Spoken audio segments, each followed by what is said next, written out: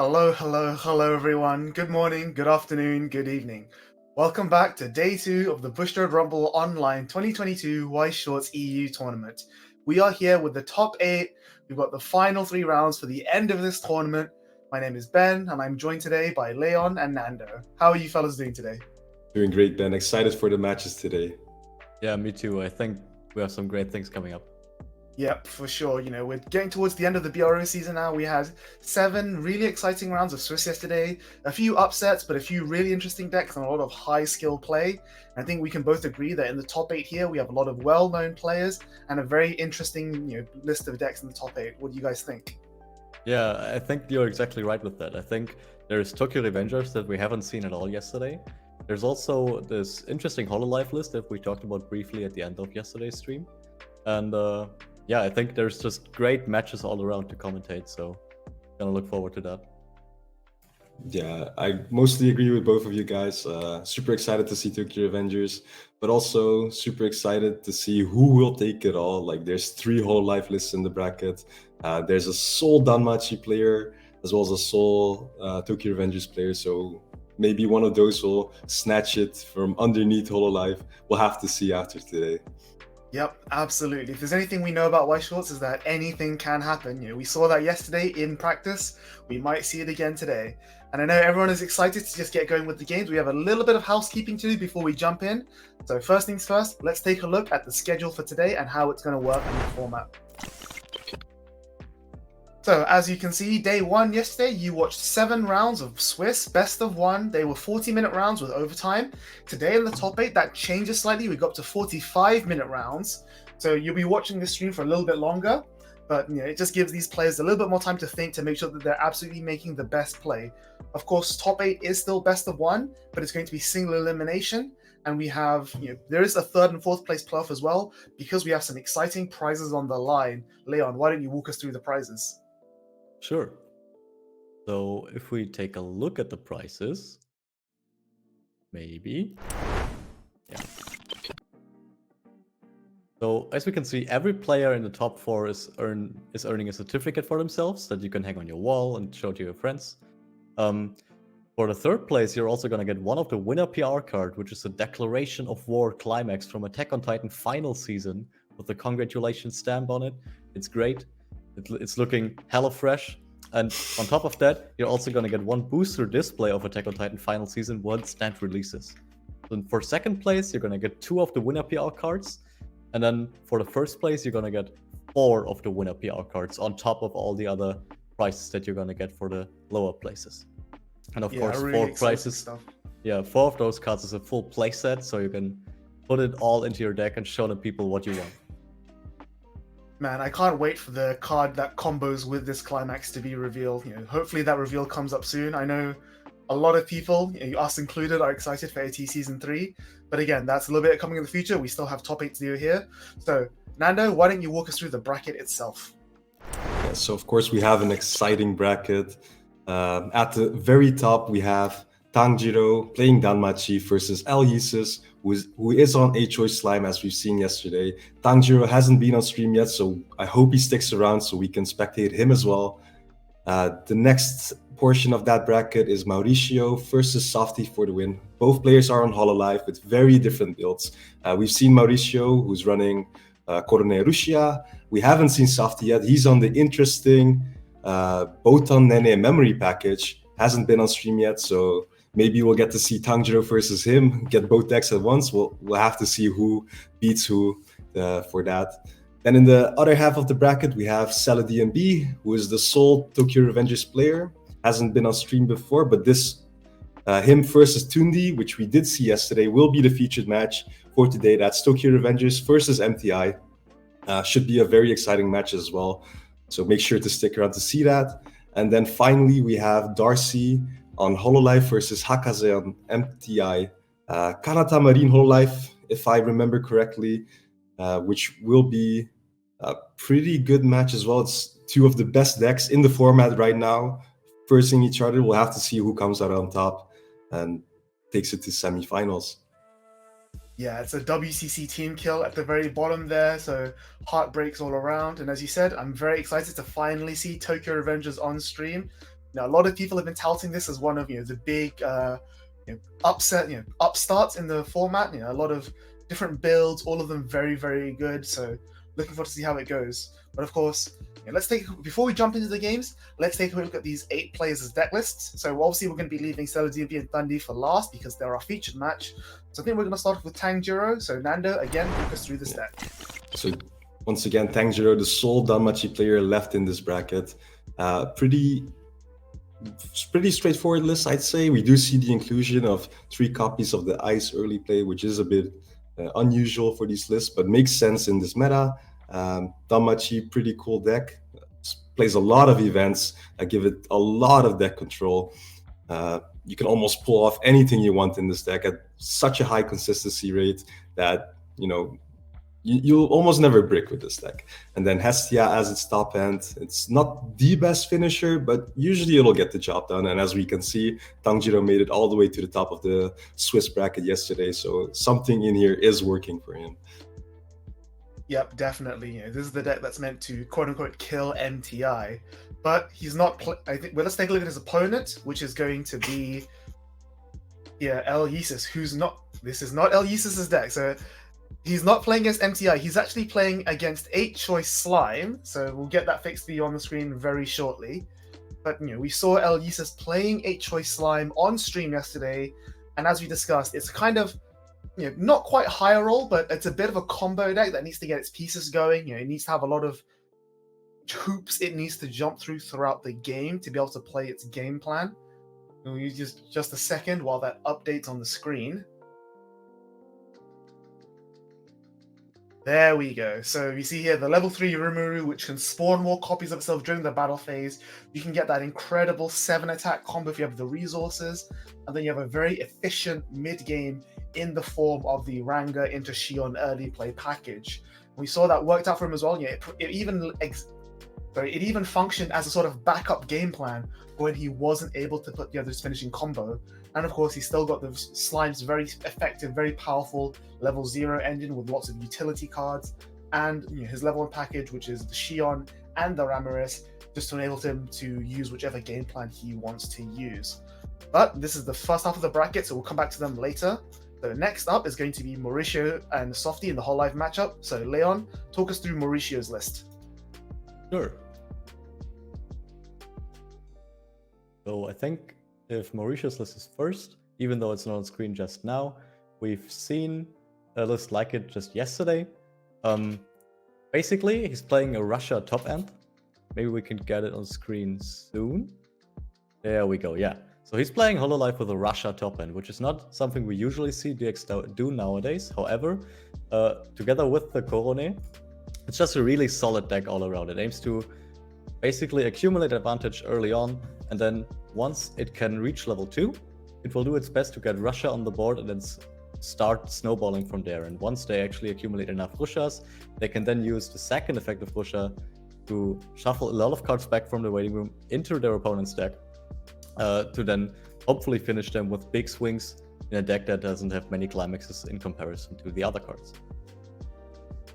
So maybe we can look at the next deck of his opponent, because that's actually a more unorthodox Hololive build that we haven't seen as much. Maybe you can walk us through that, Nando.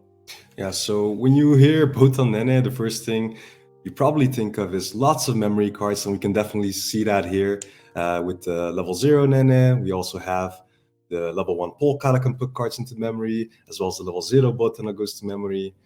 Lots of memory compression to be built up in this deck. And then we've seen it briefly yesterday as well with the Botan level 1 Climax combo being played.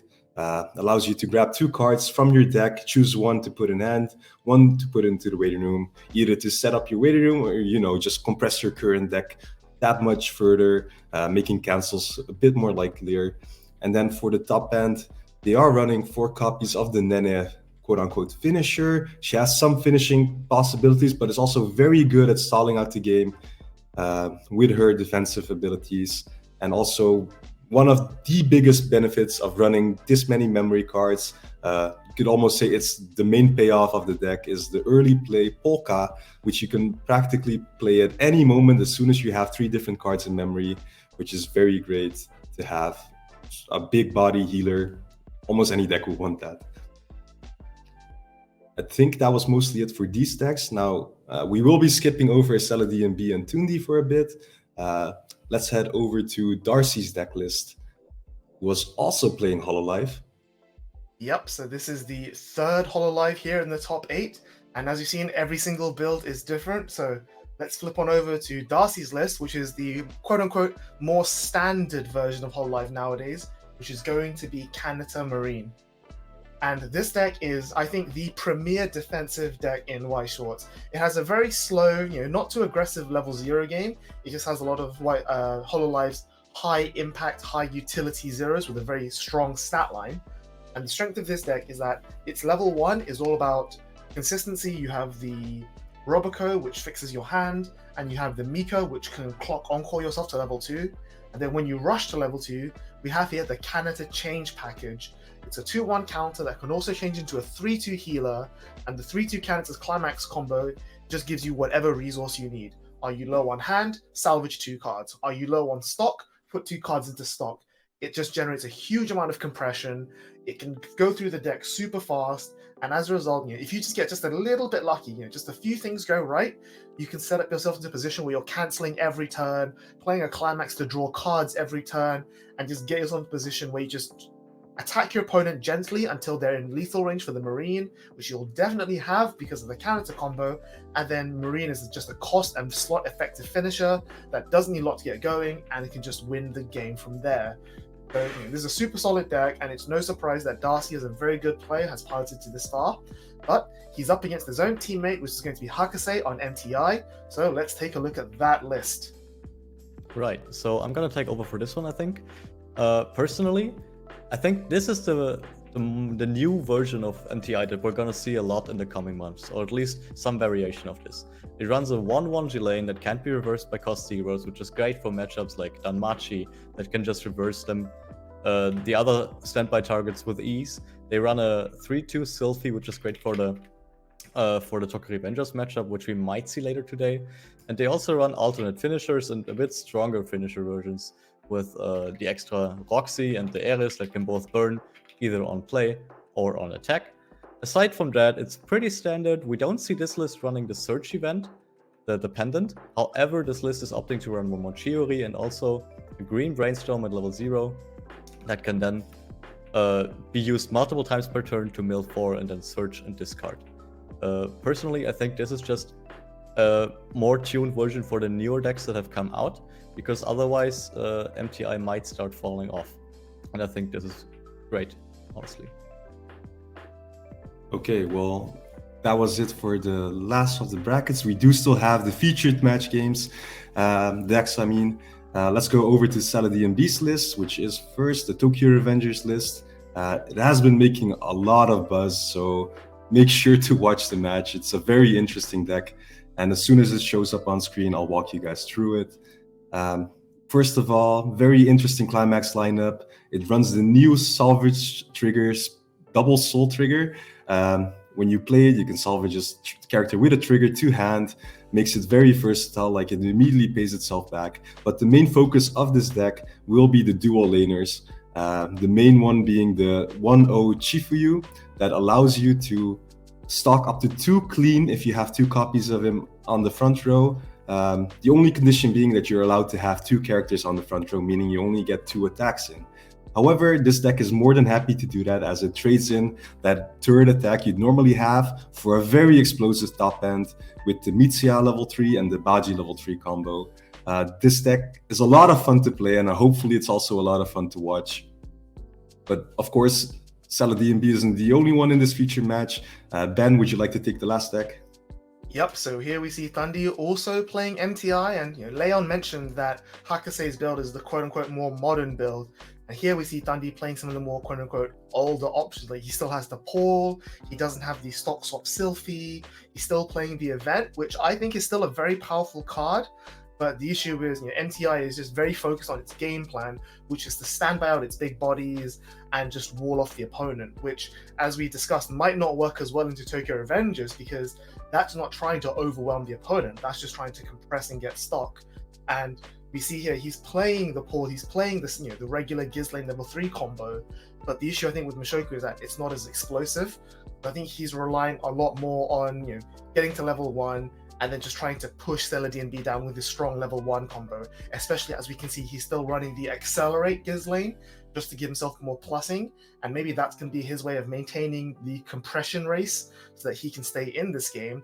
But without the level 3 burn 2 Roxy from the TD as we've seen, or without just a few extra early play heals, maybe Thundy is focused more on the mid game against the rest of the meta as opposed to Tokyo Revengers.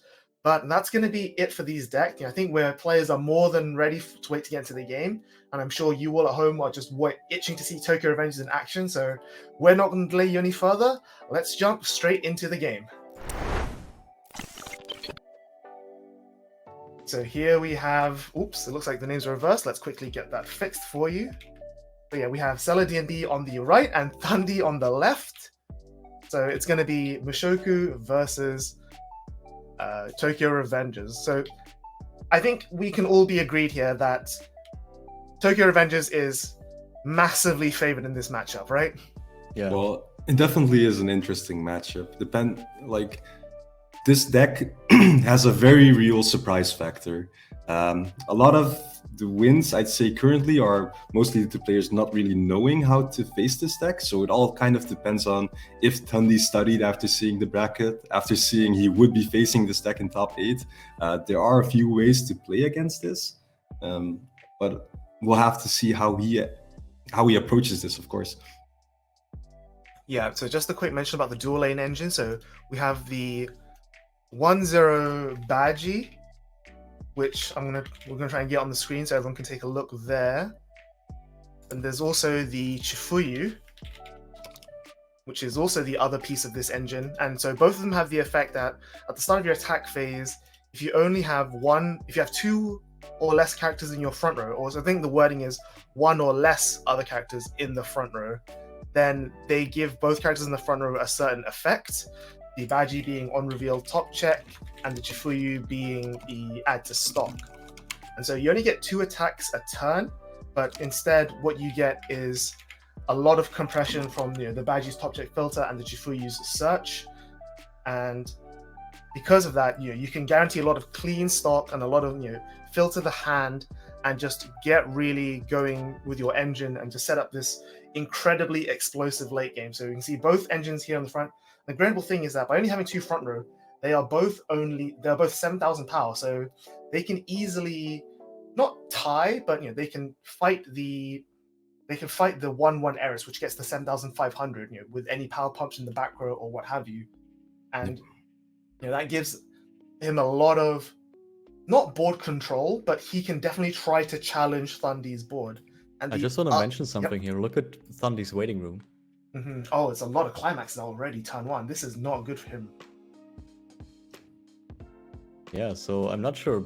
Nando, can you tell me, what would you do in this situation as Tokyo Revengers? I know that normally you would just attack twice at level 1, but if you see your opponent is already out 4 climaxes at level 0, how do you react?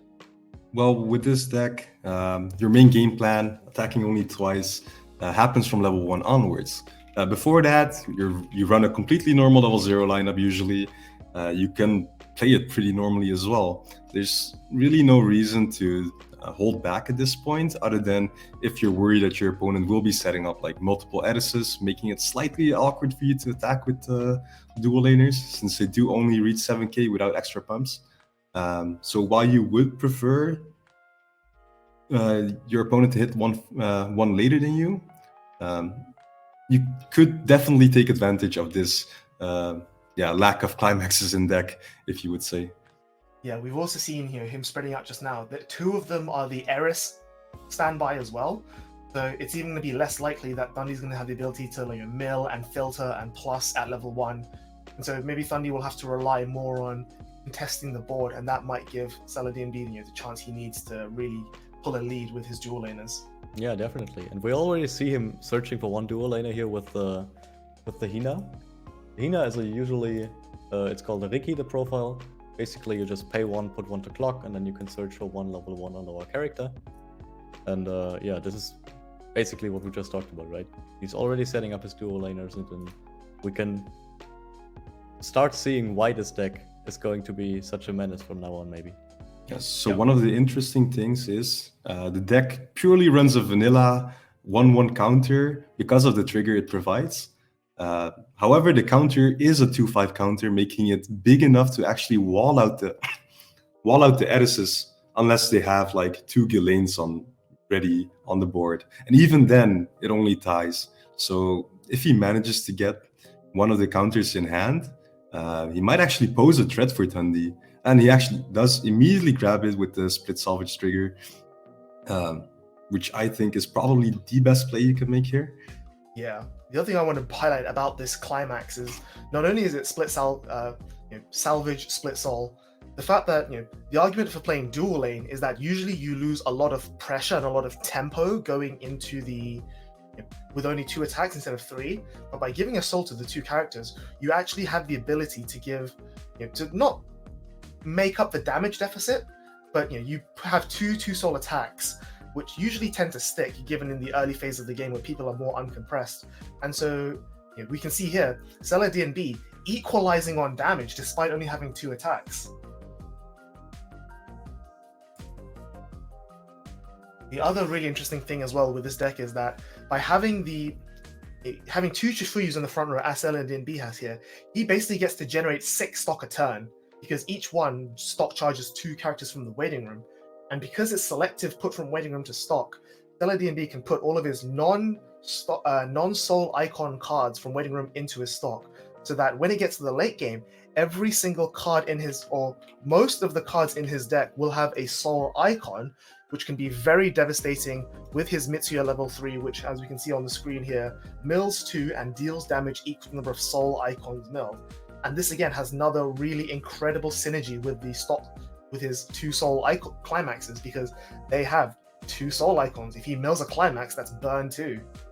Yeah, so we see Thundi using the event we talked about earlier here. This is really a case where the event shines, right? The event not only allows you to search a card when you play it, but it then goes to memory after you ditch a card. So you can actually search for a target for your standby climax, put that into your waiting room. Otherwise, if you already have a target ready, maybe, you can search for something else that you need, like the 1/1 Eris, as we saw Thundi doing here. And then once the amulet is actually in memory, once you level up, you can put that back into your waiting room to search another character once you level up. So it's just really good all around. And in situations like these, where you might want to find some more mill, or you want to find something that can contest the Chifuyus, it's just a great card all around. However, I wonder if he's gonna realize that he might not be able to get over the Chifuyus, but we'll see what he does here. Yeah, so one of the interesting things about the Tokyo Revengers deck is they do run the 1/0 Mitsuya back row. Well, technically it's not necessarily a back row, but people play it as a back row, where you can tap 2 of your characters and then discard 1 to add a character you already have on the board. You use that to kind of recur the Chifuyus or the other dual laner if so desired. However, we do not see Sela DNB having it. I think he might have mulliganed 1, so there may be 1 in his hand, but unless he has a second copy of the Chifuyu or the Mitsuya in hand, he might even struggle keeping up this board. Yep, so we can see here Thundi using the Lilia, what we have on the screen. He just played over it, but he used it to rest itself, to give the Eris the ability of on reverse, you can remove the Chifuyu from the board and put it into stock, which is going to help, even if Sela DNB does have the Mitsuya, he's going to struggle to salvage it unless he can pay out that stock. But the Mitsuya, as you mentioned on the screen there, giving Tokyo Revengers just an even more range of consistency. You can retrieve, unless your opponent gets rid of both dual laners, you can just retrieve the other from the waiting room. And even if that happens, if you trigger one of your 2 soul climaxes, of which there are 6 in the deck, you can then salvage something else. So this card is really, really powerful. And we might be seeing it later on. I'm not going to spoil too much, but this also combos with the level 3 Mitsuya, with all the stock that Sela DNB can generate. And I've seen this deck win during the main phase, so keep that in mind. But we can see that Ghislaine comes out with a standby. Thundi does have the 3rd copy of Eris's Request to get the climax combo, but at the moment it looks like that's only sitting at just 7,500 power. Yeah, and if I were Tundi in this case, I'd definitely try to do the open lane swing first. Maybe get like another Ghislaine on the board. Since we did see Saladin B grab the backup, which is enough, and here it comes down immediately on the first front. It will be enough to save the Chifu. And as we said, as long as you have one, you can keep getting the other one somehow. So And we actually see it happening here. So if you would have attacked in the direct lane first, then it would have happened exactly like you said, Nano. well, in this case, it might be that he did not have a second copy. So, well, it would have happened. It might not be valid. Yeah, so he didn't have the second copy of the 2-2 Ghislaine in waiting room, so it didn't really make a difference. But it's also worth mentioning that if that had happened, Stella DNB's counter would not have been enough to save the other Chifuyu, and so the Eris would have kicked it to stock, which we don't see. Interesting that Thundi chooses not to do it here, or maybe he just forgot. But yeah, Stella DNB would have lost both Chifuyus, which would really have set him back in his engine because, as you mentioned, I think he mulliganed one of his Mitsuya's salvages. And so if he doesn't have a second one, it's going to be hard for him to get into that engine. Although Tokyo Revengers does run quite a few cards that can get cards back from the waiting room. One card that comes to mind is the Draken and Mikey and Takamichi. I'm going to try to put that on screen here. Basically, what that card does is it just pays one and ditches one, and then can salvage one from waiting room. So that way, even if your Chifuyu gets put to stock, you can just play that Draken, Mikey and Takamichi card and immediately get the Chifuyu back because we paid it out with the stock cost. Yep, so we see here looks like the Mitsuya, the older brother Mitsuya, is just a brainstorm. So nothing too special. I don't think he plays the resonate target. He's just trying to brainstorm here just to mill through his deck as fast as possible. And as we say, just build that insane compression that Tokyo Revengers is known for. Yeah. So this is definitely one of the weaker aspects, I'd say. If you do not have the Mitsuya set up, if you don't have a way to recur these, then all that stock you build up is going to be spent on grabbing another copy back.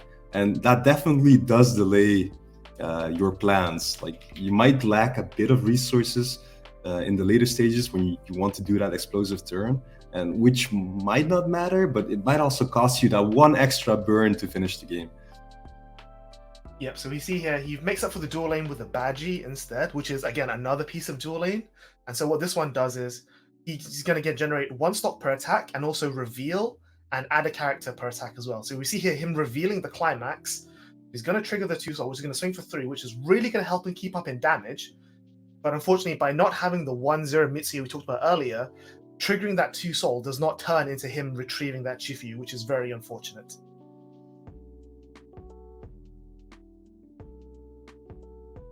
Okay, so we see the Baji attacking here. Also no, right. That's the top check that Baji gives. Yep, so he But adds the still counter, which triggering a is soul. excellent to see. And I think he may have forgotten to stock from the Chifuyu as well.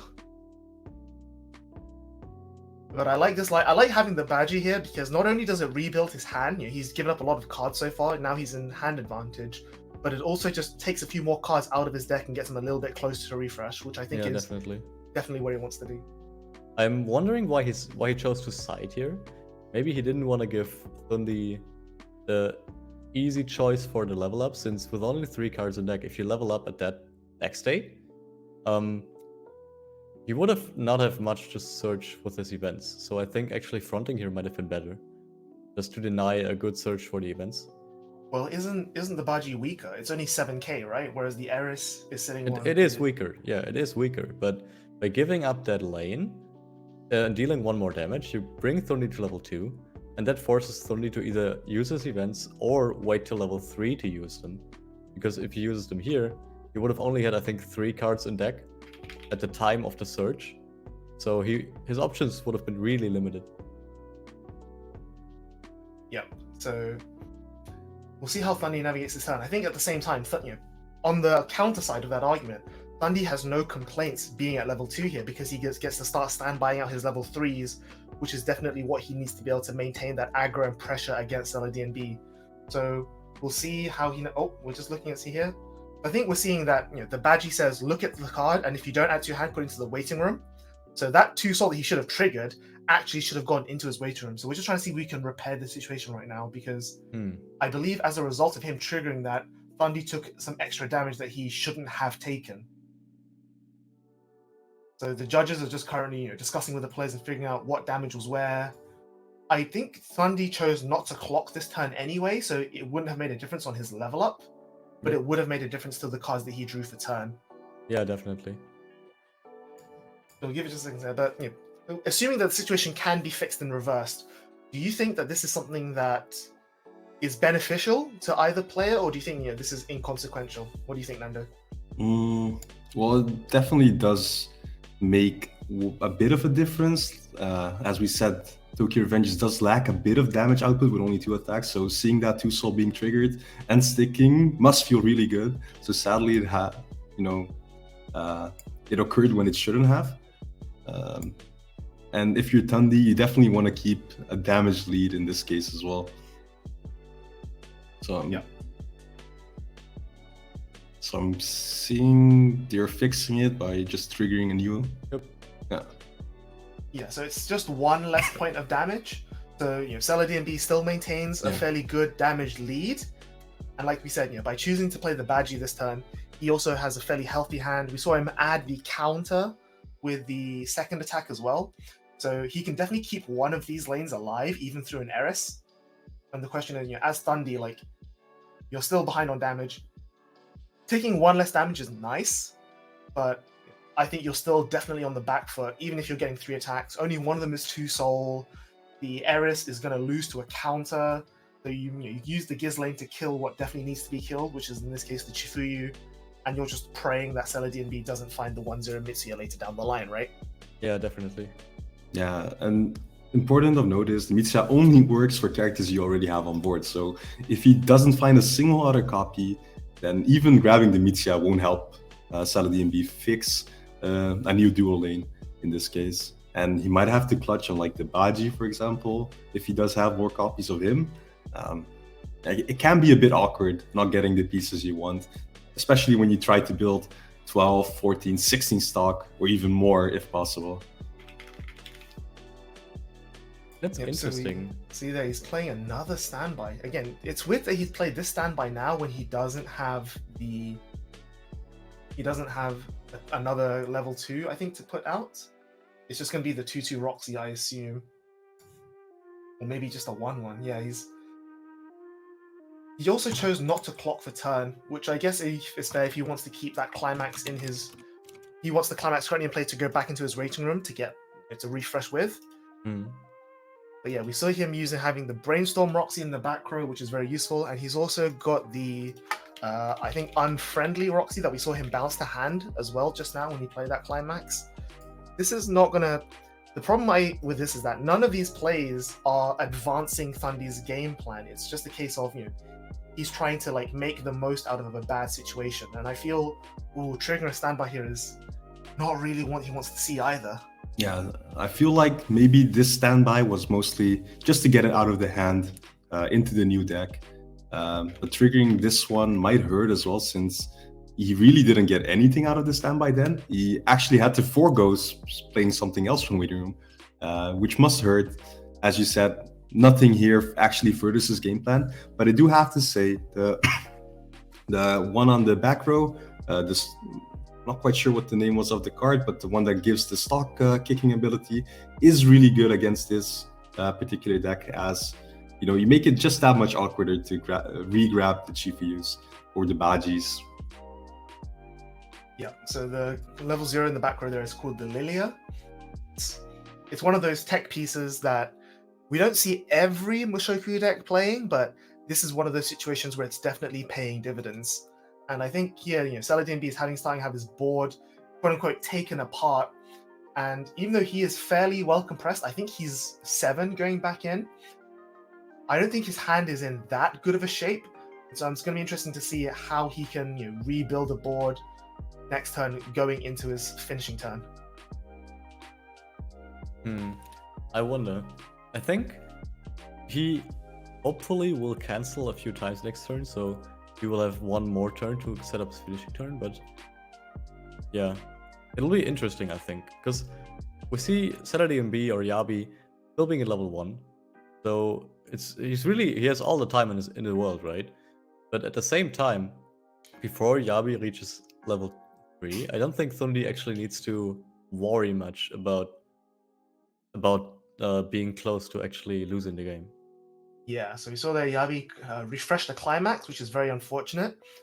And he starts his turn at level 2. And the important thing about TRV is that Yabi is playing 2 copies of the Hina early play, which is a heal to stock, which again is a very stock efficient soul icon card that helps him fight with a board presence. But it's not really, if he's playing that, he's not really dual laning. Whiffs a brainstorm, which is very painful here. And I think he's going to struggle to rebuild his engine now. One of the cool things that about the Hina early play you just mentioned is, since it actually does remove a card from the field, it makes it that much easier to dual lane with her on the board even. Like you can play a Hina, remove one of your filler cards, for example, the one on the back row, Riki that's been there for the last few turns, and then you can just either field 2 dual laners and keep the early play in the back, or attack with the early play if you're looking for a bit more soul. While still getting the stock benefit, of course. Yeah, it is a really cool piece of flexibility he has access to here. I think the only question is that a play that he's going to want to make? Because now he's looking at 2 Eris's and a Giz lane, and the numbers aren't unreachable. The numbers aren't super high. Like, Thundy's not walling him off like most matchups, but it's not exactly going to be easy for Yabi to just play the game he wants to play in this situation either. Yeah, and of course, the power is relevant on Tundi's side of the board, since you really want to keep the dual laners alive across turn, so he might be forced to side attack. However, you still want to push as much damage, since Tundi does not run any form of deck disruption or stock disruption. Tokyo Revengers must be feeling pretty safe in this matchup and just try to push and bring the game near to finishing as soon as possible, while still having enough stock for that explosive turn. Yep, so we see here, Yabi just abandons his dual lane line of play, and he's just fielding 2 zeros in the early play Hina, like we discussed, and he's just dropping a climax as well. So the Mitsuya on the board here is one of the more interesting cards, I think, of Tokyo Revengers. It can quote-unquote keep your characters alive by putting them from the board into his markers and then replaying them from the markers afterwards. But he's just choosing to attack with it just because he wants to generate as much stock as he can and put some damage out onto the board. We see him triggering his second copy of the Pants Climax to salvage the split soul. And I think that tells me that he's not building towards his level 3 game just quite yet. He's still trying to stall out. He's still expecting to cancel 1 or 2 times at level 2, and he's going to try and just next turn rebuild his dual lane game plan and go from there. But by reversing one of these Eris's, it definitely gives him a little bit of breathing room. Dundee now has to continue putting stuff onto the board and thus giving up his pieces, because again, this is the difference with standby decks and non-standby decks, is that with a standby deck you don't have as much utility, because the strength of a standby deck is that you put these really powerful bodies onto the board, and then you can spend all of your brainstorms, your utility, etc., building towards other pieces. Whereas a quote-unquote normal deck, I know dual lane TRV doesn't really come close to being normal, but it's as close to normal as you can get, in that he's already spending resources to rebuild his board anyway, and then the other things that he does is what gets him closer to his top end. But when he forces Thundy to put resources and utility towards rebuilding a board, Thundy then has less utility and resources to build his top end. Is that right? I think that's a very long-winded explanation, but that's kind of why he's favored here, right? No, pretty much. But also, one of the things I really like about the Tokyo Revengers build is, well, sure, people have been talking about generating that 16 plus stock, massive stock compression. If you manage to deal damage during the regular attack phase, such as Saladin B is trying this turn, with just 3 swings and a regular 1k1, then you actually don't even need that much stock to finish up.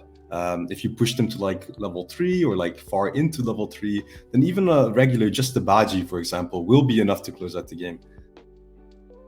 Yeah, for sure. And we're seeing here, the 1k1, as you mentioned, is definitely shoring up the quote-unquote weakness of Tokyo Revengers, which is the lack of soul output. Here we see that, again, Yabi's managed to equalize the damage, which is a really good position for him. And sure, Thundy has gotten 2 very powerful searches with the amulet, but again, Thundy still has to put effort into rebuilding a board. He did search for his 3-2 Giz lane, so he is getting close to his finisher as well.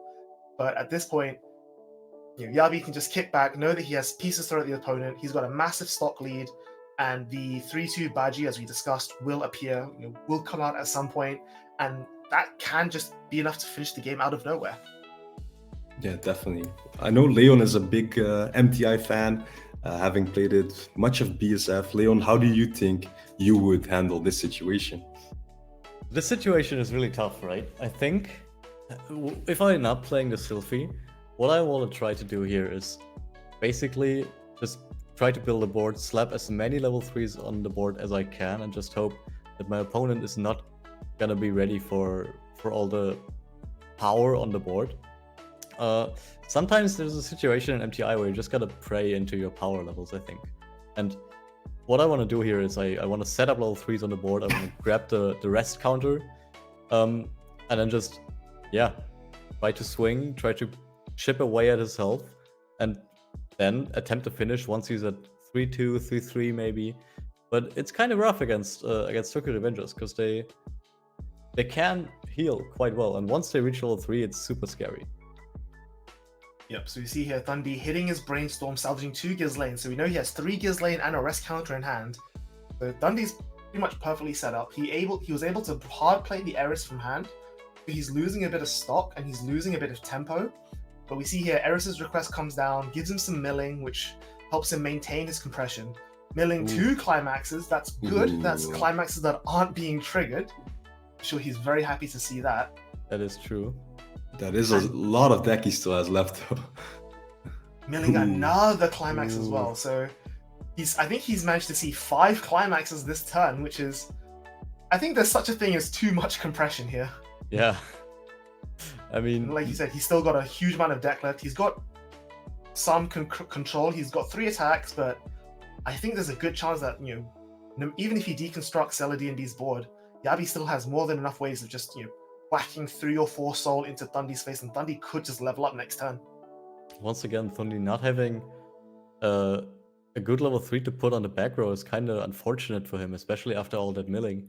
I'm pretty sure he would have loved to see a Roxy level 3 to put back there to also give Windrive should he trigger another climax. Yep, and we see here Yabi getting some really good cancels, which is much appreciated, I'm sure. And again, the other issue here is that Thundy's going to generate a bit of stock. He's going to go up to 7 stock at the end of this turn. But that's not really a healthy position to be trying to do triple Giz lane on. And he's probably not going to level up Yabi either. He's only dealing a little bit of damage here, which is the quote-unquote other weakness of standby, is that you'll reduce soul output unless you manage to get level 3s on the board. And Thundy has not been putting that many level 3s on the board either. So they're equally low on soul output. Ooh, cancels again. And yeah, the extra cancels here coming in from Yabi definitely do not help. Yeah, with that amount of stock compression, even at only 9 stock, he's still pretty safe from most big swings. However, he managed to cancel one of the swings for 1, I think. And this direct for 2, which is still nice to see.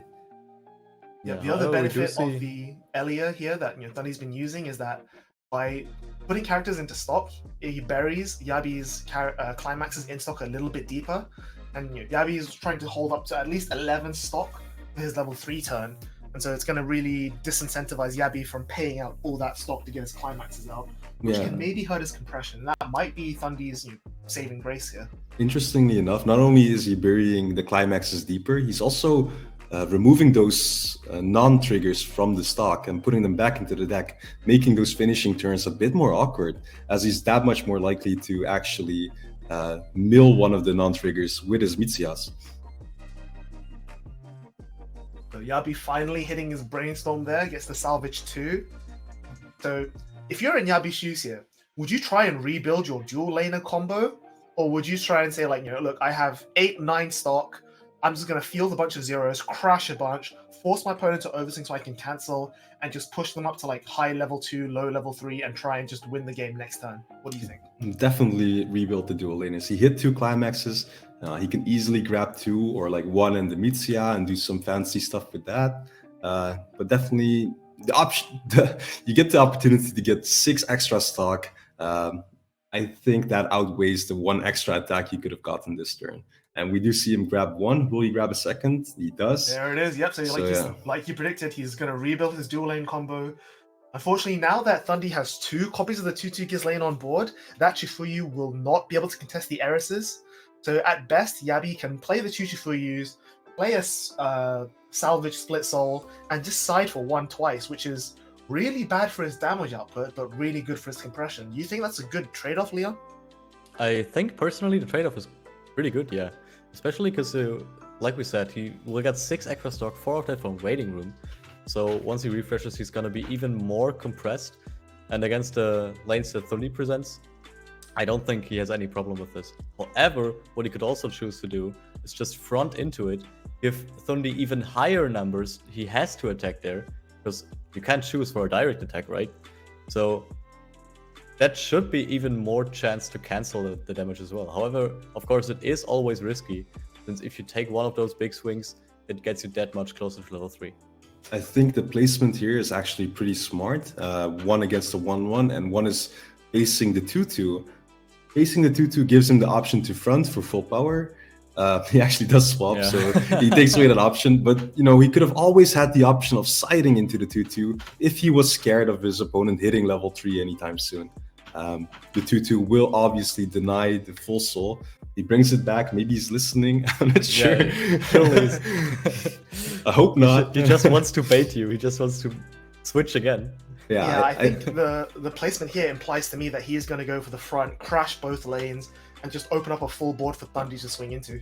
I definitely think having the option between the front and the side attack, a side attack that deals 0 damage, is actually really interesting for this deck. Since, while he's probably not scared of dying from 2/2, I think he does not want his opponent to have the option to build up that level 3 board so easily, as we have seen him struggle to do that with the standby triggers, as he's only been able to put in level 0s or 2/2s and nothing higher than that.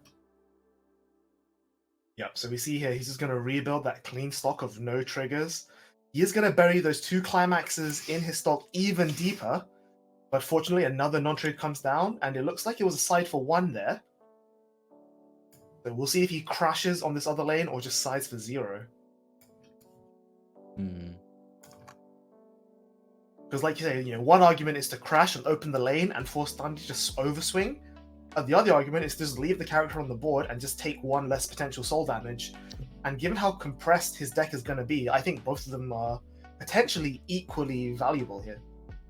Yeah, I think so too. I think Yabi as well is just thinking about this, right? You can see him looking at his Waiting Room, picking up the card, putting it back down. I think he knows this is a very hard choice.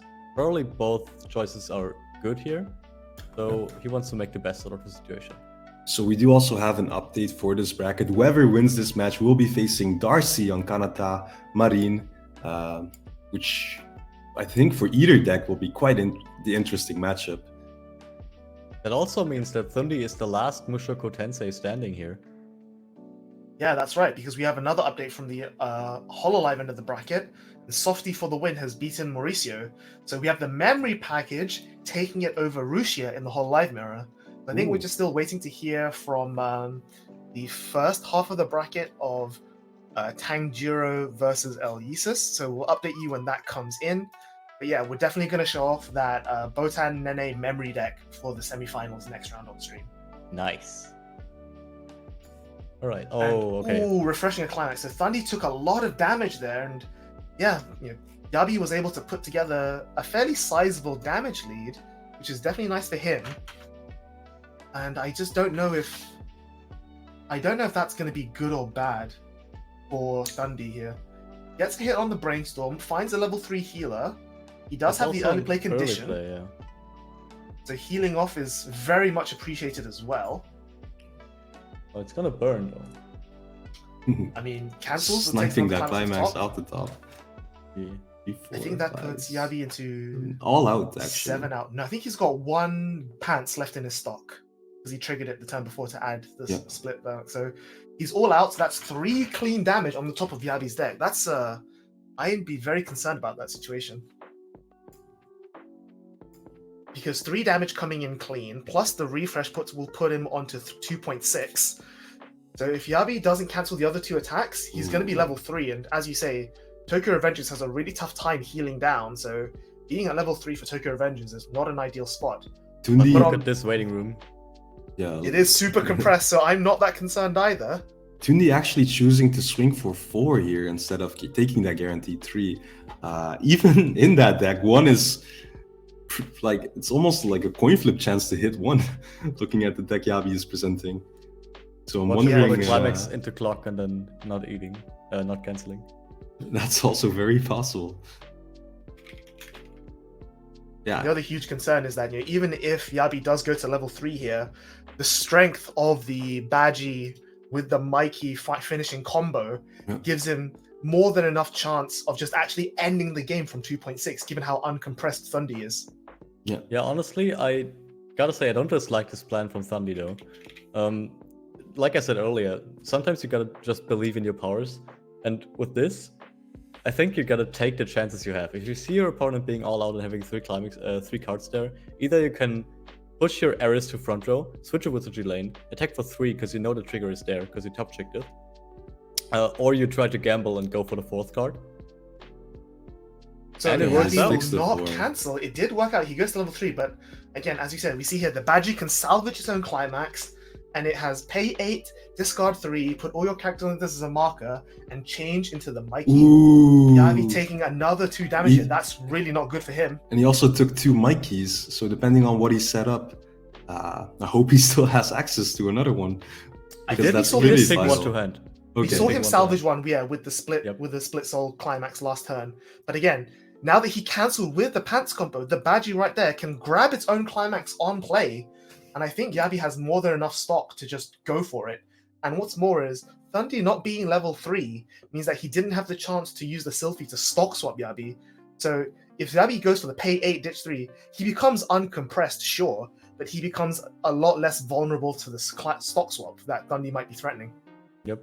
Also important to say is that he doesn't have a Paul or multiple level 3s, so it's not unlikely for Yabi to just side attack into the level 2s here. And just forego the rest counter that Thundi might have. Yeah, exactly. A lot of potential he has here. I'm just wondering, does Yabi have enough hand to be able to get the full 4 attacks with the burn 5? I was definitely worried about the same stock. Seems to be no issue, but the combo definitely still is hand gated. He needs to field a full board and have enough resources in hand to pay the cost, but also you really prefer to see at least 1 or 2 Mitsuya's being played onto the board to use the mill burn effect.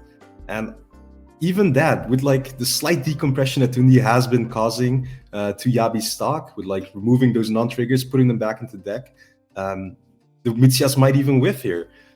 So it really is a gamble if he's able to finish from here or not. But he can Yeah. always use his brainstorm, right?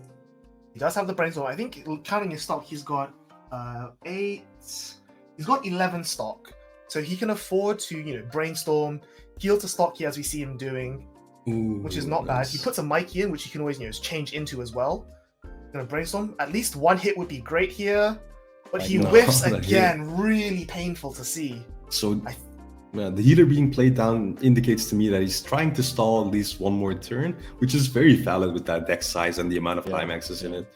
There's pretty much no worry of losing straight up, barring some crazy stacked climax scenarios. Yeah, especially due to the fact that Thundi is not playing the stock swap. Just counting up his stock, seeing what is possible. There's definitely different plays possible, different stock thresholds in this deck. I think he's down to 11 because he was on 13 and paid 2 for this. No, he's on 12 because it heals the stock. And he brainstormed 1, so your first guess was correct, I think, with 11. Yes, I think he's definitely in a good position. Like, he can even afford to brainstorm again and still have enough to go full Badgie. The question is, he knows he can get the climax back with the Badgie. Can he just find, he needs 6 more cards, basically. Which is doable, but not easy.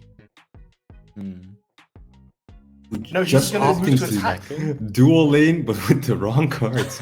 Very interesting. Oh, maybe... No, I actually don't know why. I figured it might have been a Cancels. crazy plan to to outsmart the rest counter, but I really don't know why he would do that. Milling 2, he triggered 2 clean still, so that's a pretty safe deck to be in. Maybe he only needed 2 stock for his plan next turn and wanted to minimize his chances of actually triggering a climax. Yeah, I mean, we know he has 1 in his waiting room, and there's going to be 1 in his stock still. That's at least 5, maybe 1 in his hand, but again, that's at least 5 climaxes in what looks like a 10 or 11 card deck. So even if Thundy goes for like a triple Ghislaine turn here, I don't think Thundy will be able to kill him even from 3-1. And then by burning all of his resources, I think that I think Yavi wants Thundy to go a little bit deeper into his deck, pull out a few more climaxes, get into a position where he's less likely to cancel, and then secure the win with this combo that you see on the screen here. And we have an update from the final side of the bracket. So Tanjiro will beat El Yeezus. So unfortunately, El Yeezus from Chile with 8 choice slime will not make it all the way, but we still have the one lone Danmachi making it through, trying to take down the last MTIs. So the semi-final match we're going to be watching on stream next will indeed be Danmachi versus Memory Hololive. Wow, It'll be an exciting game. That's gonna be really exciting, yeah. I wonder what Thundy's plan here is, though. Gets a Brainstorm, which is nice. Yep. We already know he has all 3 of his Ghislaines in hand, and he still has the rest counter in hand. Yeah, I'm thinking he might be eyeing a refresh and then like spending the stock after the refresh to heal down, which is probably the smartest thing to do in this position. Grabbing Harris. That's really interesting. So to do the game plan that Nando suggested, which is to refresh and then heal, do you think he maybe should have grabbed a second brainstormed again, and then tried to heal from there? I'm assuming that was the plan. I'm not sure what he had available in his waiting room. He might have a brainstorm in hand if he's planning on doing that. Also, if you want to do that, you can always just get the level 0 Eris that allows you to mill 4 cards. That's very true as well. It's very interesting he chose to play over his 2-2 with a 1-1. He didn't pay out a climax, so I'm trying to wonder what his plan is here. Like, at the moment, it looks to me like he's just randomly decompressing himself for no reason. Oh, he wants to attack for smaller numbers. But sure, but he has zeros in his hand he can play instead, right? Like, Tokyo Revengers doesn't care about reversing the opponent's board. He could just replace the 2-2 with a 0 instead of paying 1 stock. Yeah, definitely. Well, I do appreciate the attempt of like sticking 5 in that small deck. However, this board he's presenting... he's trying to mill with a combo. I didn't see him have the Eris's request in hand. So that makes a lot more sense now. He wants to mill 2 and just regain some compression. The only concern is that he mills 2, refreshes immediately, and then doesn't get to salvage. So this is a wasted combo. He knew he was 3 climaxes in that deck, so yeah, really unfortunate. Though I still think I would have just tried to grab the level 0 Eris. And Brainstorm. Well, I mean, if he had Brainstorm, that would have been a hit 3 on the Brainstorm, right? But yeah, but you don't refresh with them. Yeah, those wouldn't have gone in, so maybe that's why Nando's game plan wasn't as reliable. We could have still done Leon's game plan at least with the level 0 Eris. Just overplayed with something and then mill through to next deck. Would have been viable as well. However, also let him discard the climax that he played, so he would have been 8 in instead of 7 in. The only... I do still think this play is okay. The only thing I do not like is how weak this board is in terms of levels. Like, these are easily sidable. You can easily play around the rest counter with this. So I'm not really sure how he plans on surviving after this turn. Yeah, having 1-1 Erises that can be sided for 1, especially because we know that he's going to play the 1k 1 soul during his Badgie combo. He didn't heal off the refresh either, so he has to deal with 2 side for 1s, and then the Badgie swing for 3, and then Mikey's burn 5, which is, I think, given how uncompressed he became during that last turn, is going to be very, very dangerous. Yep. And we see Yabi cancelling 1 off the top here, triggering a blank standby. Expecting that cancel on top. Swing for 3. Yep, there it is. Like I said, I'd be surprised if Yabi doesn't triple cancel here. Big swing for 4. Another cancel off the top. So yeah, this game just went from 100 to 0 to 0 to 100 again. Yep, this definitely looks like it will end in this next turn. Thundy putting in his greatest effort, but there's almost no way that this Tokyo Revengers list does not end it here. Yeah. Let's see how he does it. So we know that he has a Badgie in hand. We know that Badgie can salvage the Pants Climax that's in his waiting room. We know he has a Mikey in hand to change into after the discard one. The question is, can he build enough? He needs to put 3 characters onto the board. He needs to put the Badgie onto the board. And then he needs to have 3 more cards in hand to discard. So he basically needs to have 7 cards in hand going before he plays any characters into his main phase. So we'll see if he can do that here. But once again, we're just going to put the Badgie and Mikey combo on the screen. So the Badgie there, as you can see, on play, pay 1, salvage the climax that you need, and at the end of its attack, you can pay 8, discard 3, put 4 characters from stage under this as a marker, and then play the Mikey over this and put all of these cards as markers under the Mikey. So you have 2 slides for 1 into the Heiresses, a swing for 3 with the Badgie, then you go into the Mikey. Mikey then swings for 3, and its own effect is discard all its markers, which is going to be 5, to deal that much damage to your 1 damage to your opponent that many times. Oh, he's very playing a blank interesting. climax. So we see that Yabi was not prepped and had to just hard play the climax to grab one of his pieces. Probably not feeling confident he could end it here, but does feel confident that he can survive another turn. Well, I mean, he has 5 in his waiting room. Again, we know there's 1 stuck in his stock. It means that there's 2 left in a 3-card deck. So I think he's definitely guaranteed to cancel the next few swings coming out of his face, given they're all over swinging into open lanes. So even if Thundy tries to push with the Ghislaine here, Thundy has like, what, 5, maybe 6 instances of damage, 2 of which will cancel, 2 of them will be burn 2s, which, Yabi can afford to take, and then the rest are overswing for like 3 or 4, which, he's going to be favored to cancel with his compression. Yeah, so we do see the Ghislaine coming down. I'm sure Thundy's happy to have at least 1 more turn. This board looks a lot better for surviving Tokyo Revenge's explosive turn. Like this, there's almost no way to side attack this unless you can trigger confirm. There's nothing really in Saladin's deck that can trigger confirm. So having those 3s out prevents him from easily playing around the rest counter, which I think he still has in his hand from like 5 or 6 turns ago. Yeah, I haven't seen him drop it. We haven't seen him use it. And again, like we discussed in the deck profiles, because Yabi's not playing the bounce, the on-play bounce, he can't open up any of those lanes, and he's going to have to play either side for 0 or play into the rest counter. But he gets a good cancel here, which is nice. And Thundy doesn't have the climax combo, so no burns off the Ghislaine. He cancels off top here as well, so he's going 6 back in, I think. I think which is still pretty good. And so even if this Ghislaine triggers, that's a directing. It's going to be an overswing, so he likes to cancel. And if it doesn't trigger, it's swinging for 3, and he can still take that 3 and the refresh damage and still survive. And now I think with the salvage from the climax, he has all the pieces he has in hand needing to go off. And I've just been notified by the judges that time has been called. So this is turn 0. Yabi will have turn 1. But I would be surprised if he doesn't go for game on that turn 1. Refresh is a climax, which is unfortunate. But this is a swing for 4, which he can still afford to take. Ooh. He does take it all, but again, he's not out of the game just yet. He's on 3-6. He can't afford to clock for turn. Yeah, you really aren't happy not being able to clock in this. Like, you need all the hand you can get to guarantee that finish. So bringing him to 3-6, how unlikely it may have been, just happened. And I don't think Saladin is happy with that. Yeah. I wonder if he's gonna try and brainstorm maybe for more hand. I like what he's doing here. Instead of committing all of these pieces to the board, the reason he's been salvaging the Mikey is because the Mikey still gets 1 marker from itself on play, and he's trying to, I think, pay out the Badgies that are in his stock to then get them back with the Brainstorm, but also, it's still a burn 1 on its own attack, so he can side 0 into the level 3s, get the burn 1 from discarding the marker, and then still turn those Mikeys into markers for the Mikey from the combo and the Badgie, and then still get the burn 5.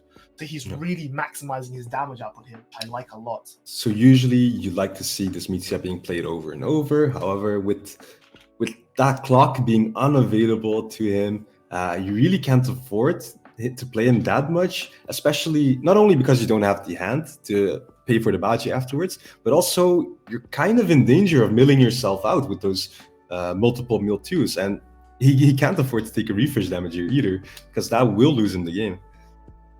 Yeah, the only way he has of doing this, I think, is if he finds a early play a Hina healer somehow, or Yabi just has to commit this turn, which so we see the healer in his hand. He's thinking about playing it. The only concern is that playing the healer to heal means he has to drop another card in hand to get the Badgie to work. And he definitely needs to keep track of his hand. Like, that's the most important aspect here. He might also be worried about the rest counter, so maybe instead of Badgie, he'll just opt to finish it in the main phase, which is also pretty viable, I think. But then he has to worry about the refresh damage. So we'll see how much stock he exactly has, how much hand he has to play with. I hope it's enough to show us the explosive finisher, but for Tandy's sake, I hope he's a bit short. I mean, all the stock that he's paying here, I think, means that he doesn't have the Badgie, so he's abandoned that line. Of course, the heal to stock from the Hina there gives him the chance to loop the Mitsuya and go through his deck, so refresh is not a concern. But of course, in time rules, whoever has more damage loses. So right now, Yabi needs to find a way to deal 6 damage and then survive a bunch of turns, and I don't like his chances that well, given that there's 2 climaxes, stuck not in the deck still. It's a very exciting turn. This turned from a sure finish into something that can go either way, making this match all the more exciting. It looked a bit grim last turn for Tandy, but then after that single climax play and then hitting him to 3-6, it really can be anyone's game still. Yeah, honestly, I really want to know how much stock Yabi has left here. Because while we do see him pay out a lot of stock, he's also stock healing quite a bit.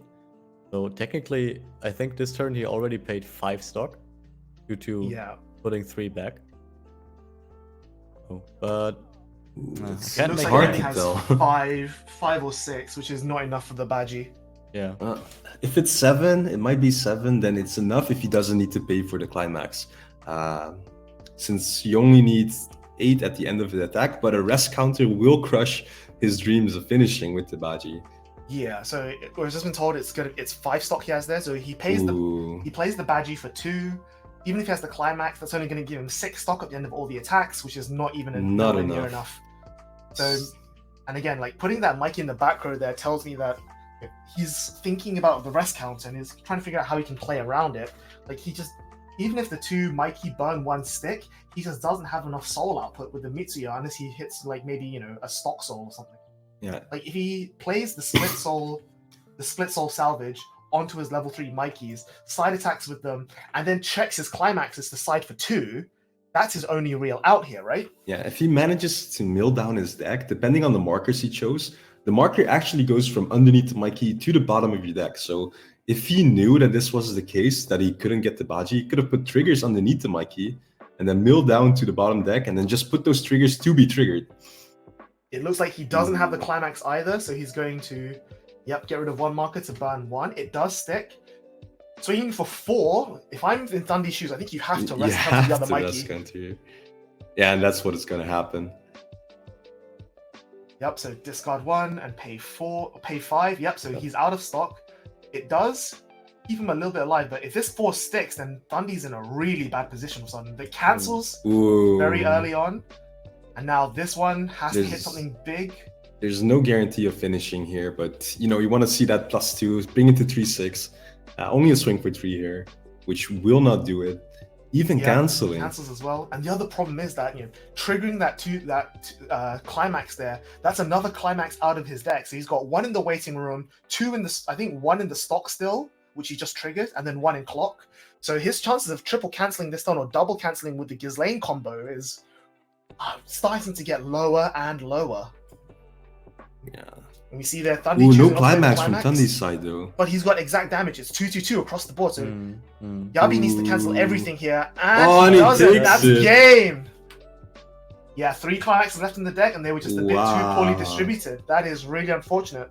I think we were saying that this is going to 2 climaxes stuck in his climax, 2 in his stock that he couldn't pay out. And despite this supposed to being a really positive matchup for Tokyo Revengers, Yabi was in a really commanding position in the mid game, but then he lost his dual lane engine, couldn't rebuild it in time, and by the time he hit level 3, he just didn't have the Badgie to go off.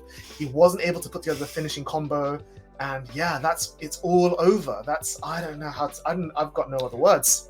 No words. It really looked, as you said, he was in a commanding position. He had more than enough stock. His hand was also pretty healthy to do something explosive. But apparently, what we didn't know and what obviously was on his mind was that he was missing the key piece of the combo, and that was the Baji, but also the Mitsuya level 1. We never saw him be able to sculpt that, so he never actually got to loop any of the level 3 Mitsuyas, which would have added just maybe enough pressure onto Tundi to wrap up the game. But instead, he had to take the risk and walk into the rest counter, which was more than enough for Tundi to seal the game. Very sad to see it go out like this, but congrats to Tundi. Well played in the end. Nothing else to say, I guess. Yeah, definitely. I mean, something I want to add is that while he was in a commanding position, there were some crumbles in the foundation, right? Like I said, he didn't get the Mitsuya. He tried brainstorming and didn't hit anything, even though he was in a very good deck state for actually hitting the brainstorm. So there were some things that spelled his doom quite a bit. And I think he's not playing that many Bajis anyway. But yeah, congratulations to Thundi. MTI living on to see another day, facing Kanata Marini next round. Yeah, it just goes to show you, like, there was a point there where I think if I was in Thundy's shoes, I would have just been like, okay, I lose here. Like, I would have just resigned myself to my fate and gone for it. But then you watch your opponent play a climax and not attack at all. It's like, oh, suddenly there's a chance. And, that patience, that strong mental game just shows that, Thundy as an experienced player knows how to never give up, knows how to play out himself out of that situation.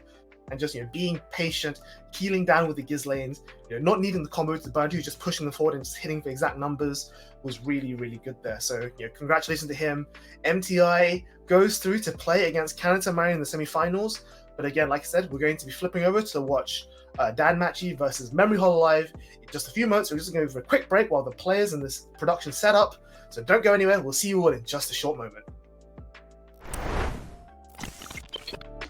All right, welcome back everyone to the Bushiroad Rumble Online 2022 Weiss Schwarz tournament for the EU time zone. We've just finished our first round of top 8, the quarterfinals, and we saw a very exciting upset of MTI versus Tokyo Revengers. And like I said before, in the matchup like that, you definitely expect Mushoku to be on the back foot, but a few things just went wrong for Tokyo Revengers, and Mushoku was able to pull out the win, proving its position as one of the best decks in the format. But we have a very exciting game for you in the semifinals here, which is going to be Dan Machi, played by Tanjiro, versus Softy for the win on Hololive Memory. So here's the bracket for you here. So we have Thundi, we saw an MTI winning, playing against Darcy, who's going to be on Kanata Marine, which is quote-unquote the best Hololive deck. And again, two very high-skill caliber players, so it's going to be a very exciting semifinals. But we're jumping over to the other side of the bracket here. So just commiserations to El Yesus, Mauricio, Stella DNB, and Hakase for not making it through. But congratulations on the top 8. Very well fought, especially for, I think, the majority of, all of them other than Stella DNB are actually non-EU time zone participants. So, the fact that they are up early or stayed up late, running through the gauntlet, something definitely has to be said for them. But like I mentioned, our semi-final is going to be Tanjiro versus Softy FTW. So without further ado, let's just jump straight into the deck list. And Leon and Nando, you can walk us through the Dan Machi deck being played by Tanjiro. Yeah, so we saw this briefly before, but let's take a closer look. It's pretty similar to what has been done before. There's a lot of events. We have the Pyonkichi, the Firebolt that can add almost anything from waiting room with pretty much no condition. The Firebolt requires you to have the level 1 Climax combo engraved. However, if you have it, you can grab anything equal to the amount of those you have. Then there's also the Hessian knife that gives you a lot of deck speed, a lot of mill, even during your opponent's turn with the counter. It just gives you so much manipulation, so much access to almost anything you have in your deck and in your waiting room that Damachi is such a consistent deck. And then the only, I'd say, difference between this and some of the other quote-unquote meta decks, like Damachi in English still has to prove itself, is the inclusion of the Ice level 3 and the Ice Runner.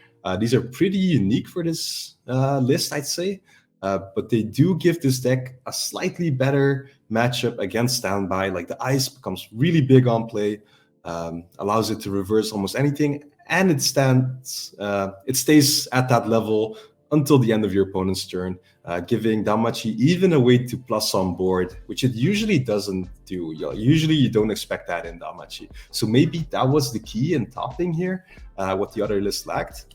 Not quite sure, but I think the deck is strong enough to be here, and Tanjiro definitely proved it.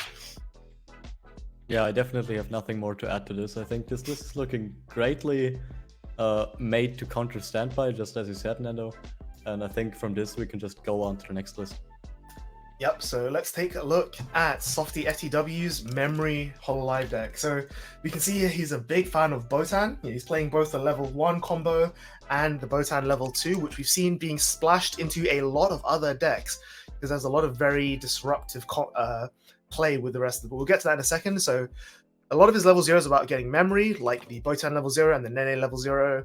And then his level 1 plays off of having memory. The level 1 Polka sends cards to memory after bringing them back.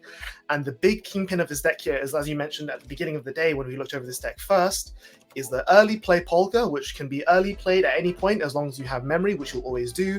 And it's just a large body on play heal. So we saw that Tanjiro is playing the Ice, maybe to contest board. And now we have the Nene, which does pretty much the exact same thing.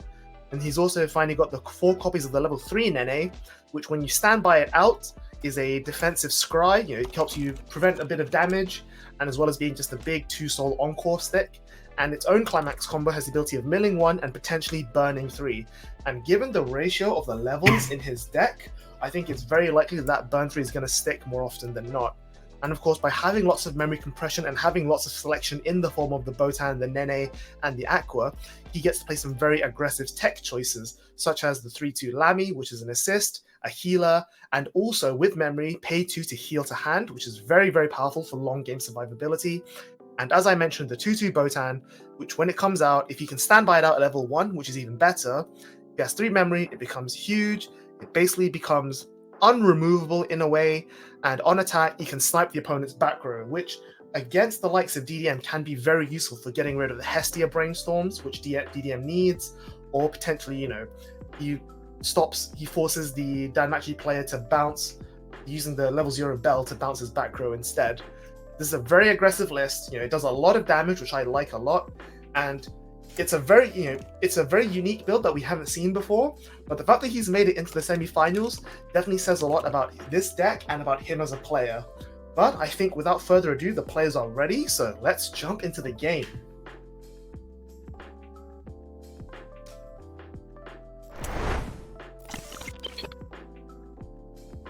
So we have here that Tanjiro will be going first as the Danmachi player. Off the back of this knowledge, who would you suggest maybe favored at an initial glance of this matchup? Well, definitely Softy with the interesting list would be my preferred to take it, but Danmachi has to prove itself yet, so I wouldn't be sad if Danmachi took it either, since it came all the way up to semifinals here.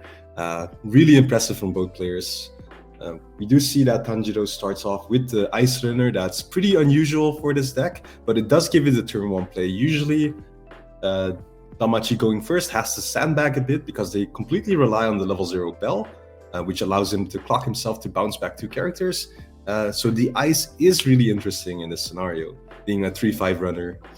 Yeah, it's an incredible turn 1 play, and we see here Softy has no way of answering that. He's just going to play 2 characters and hope that Tanjiro doesn't disrupt his board too much. When you're looking at Softy's zeros on the board here, I just want to discuss about his list. One of the big strengths of Hololive as a title and as a set is how much insane versatility, variety, and options it has at level 0 for utility. But by having to play the memory package and playing the event, and because he has to play a very quote-unquote warped ratio, level ratio in his deck to make the Nene burn work, he doesn't get to play that many utility zeros. We see here siding the Ice, he's side attacking the Ice, but he's only got 3 copies of the Aqua that clock 1, look at top 2, add them. He's got 4 copies of the Brainstorm that can add memory, and he's only got 1 copy of the Watame Climax Hopper that we see on the board right now. He doesn't have runners, he doesn't have top checkers, he doesn't have the Fubuki. His Brainstorm isn't as strong as it could be.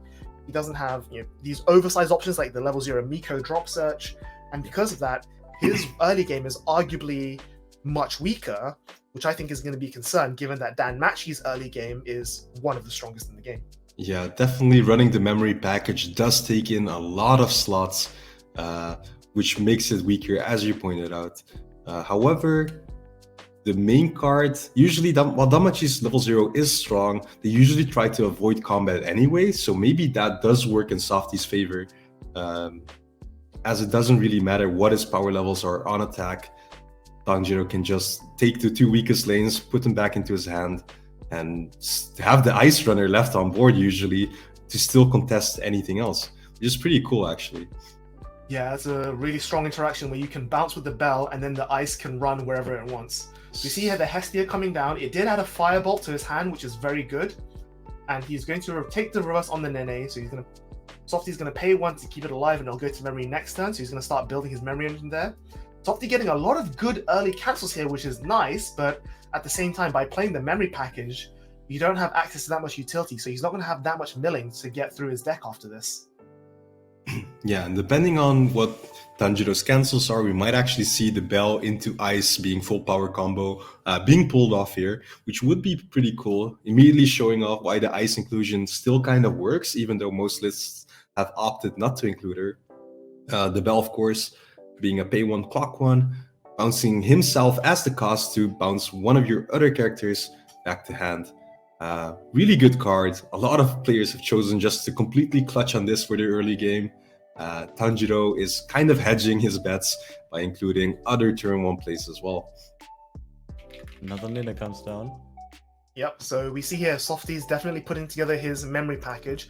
We saw him use the Botan just now to add it. But one thing I also want to point out here is not only does the memory package take up a lot of deck space in deck building, but the 2 memory enablers he has between this, the Nene, the Botan, and the Lamy Brainstorm, they all cost stock. So Softy's going to find it really hard to build a good compression or milling at the same time here. He drops an early standby to pull out the Lamy Brainstorm, which is interesting, but again, maybe a little bit not off tempo.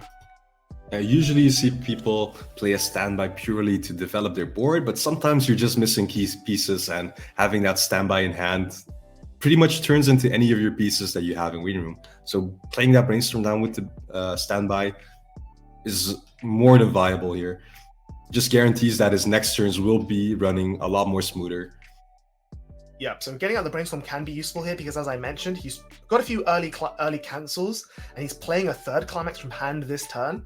So he definitely does want to mill his deck a little bit faster going into his next turn so that he doesn't end up taking a bunch of unnecessary damage. As well as this, the Lamy can also help develop his memory by retrieving the event. The 2-1 event can help him put together his board state really nicely. Yeah. And him only having 2 attackers means the Nene actually doesn't reach the full power Ice, which should be at 3-5, which just shows how cool the interaction is with the Bell and the Ice. I'm not sure if Softy was expecting this. Maybe he couldn't have fielded another character due to how his hand is set up, but I'm sure he's not too worried about that, having triggered a standby here, further developing his board. I think it looks like he's in a pretty good spot, even with how Tanjiro has managed to go +3 this turn. Yep, so the Polka 1-0 coming out there from his waiting room for the standby. Again, though, that's another Climax out of his deck, which I think is not what you want to be seeing in this position. And the issue here is that because of how his deck is built and the pieces he needs to play, he doesn't have room to play like good 1-1 standby targets. So again, his level 1 game is pretty much entirely focused on combo. You see here the Nene there does go to memory because he paid the 1 for it last turn, and he can easily pay out the standby he just triggered with the other Nene or with a Brainstorm next turn, so he's not under a huge amount of threat, but he is on 0-5, 4 Climaxes out of deck. We can assume 5 because he probably has one of the Botan Climaxes in his hand for his level 1 turn. So if Tanjiro somehow gets himself to level 1 here, he could see a lot of damage coming through, especially because Softy has 2 open lanes to deal with. Yeah, definitely a bit awkward on Tanjiro's side. Like, usually you want to use your level 1 Climax combo to scale over big stuff, but if Softy never really presents big stuff, then sure, you might think it's a bit wasted, but you can still pretty much do your regular game plan. Like, I'm not really too sure which targets Softy runs to standby out that are big enough to use against Damachi per se, but I'm sure that Damachi wouldn't have any issue scaling anything. So I'm thinking Tanjiro is just waiting for those to hit the board and then do Damachi things. Yeah, the 2-2 Botan that Softy's playing in his list only gets to 10-5 without any assists. So I think he can get to 11 with the back row that he's playing, but that's really not... Bell can reach those numbers very easily, right? And at the same time, you say that Bell is mainly used for getting over huge level 1 combos, but if Softy's never presenting big numbers, there's an argument that Softy might never reverse the Bells, and then Tanjiro gets to keep his board for a turn, which is very rare for Danmachi, but then he gets to use his resources and his utility to add his finisher combo instead. Yeah, like usually for Danmachi, you prefer to see decks like 8 Standby, where you can definitely abuse the strength of that Bell. Here, however, he's facing a mix, like it's a Standby 1k1 deck. So Softy can play more into that 1k1 aspect of his deck to try and, play a more regular game plan, like swing as much soul, make that strength of Danmachi not shine as much as against other decks, and hopefully, just cruise through the game by having a damage lead as he has currently. Yeah, I think it was Leon Yu that said yesterday that the biggest weakness of Danmachi is if decks just slam 1k1s and just rush it in damage. They don't get a chance to compress, don't get a chance to stabilize with knives, and we haven't seen that happen here yet because Softy's still level 0. But do you think that's going to be what Softy's going to try and do to recoup his loss against Tanjiro here? Yeah, I definitely think that's what Softy should do at least. It's always harder in a deck that plays 4 standby climaxes and 4 1k1s. Of course, it's still better than playing 8 standby climaxes, but it just means that you have basically half the chance of having a climax in hand that you can play push for damage, because the other half of your climaxes won't push for damage, right? But the good thing here is that the Pan's climax is indeed the level 1 climax combo climax, so Softy is incentivized to keep it anyway, to have it ready. And because it's a Pan's climax, if you trigger it, you can just grab one from grave again.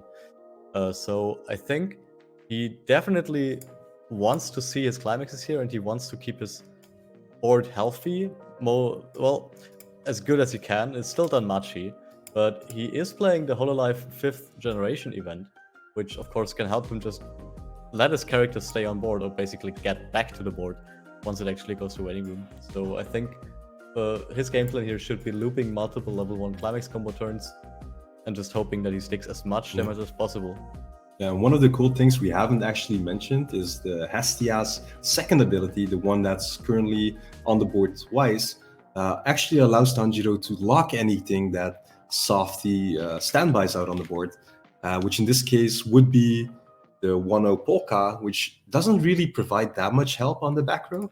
I'm pretty sure that Softy would have liked to see that being developed at some point, but this is a way to stall a bit for him, even though he only plays 4 standbys, makes that card that much more powerful since you're less likely to standby, and when you do standby, you're pretty much locked out of that character. Yeah, so the Polka in the back row there doesn't really want to be moving anyway, because it has the effect that when Softy plays a climax, it bounces itself to hand anyway, so he's not really incentivized to attack with it. But if Softy does start developing, say, 2-2s or get his 3-2s out early, then that Hestia can definitely stop him from doing something, which is very, very powerful in this matchup. So we see also, there... Yep. The Nene, of course, it is probably locked in front of the Bell. So the Bell is not really under... Oh, well, he is moving the Nene, so maybe he didn't lock the Nene there.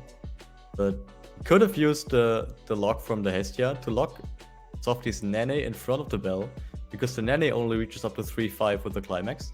So there's no chance of it actually killing the Bell. You see here, he's only got 1 Botan on the board for his combo, and he had to get it with the Polka, so that Botan's going to go to memory at the end of this turn. That's not even going to be able to use the 5th generation event to keep it alive either. Yeah, we're seeing some pretty slow turns from both players, only resolving 1 climax combo each.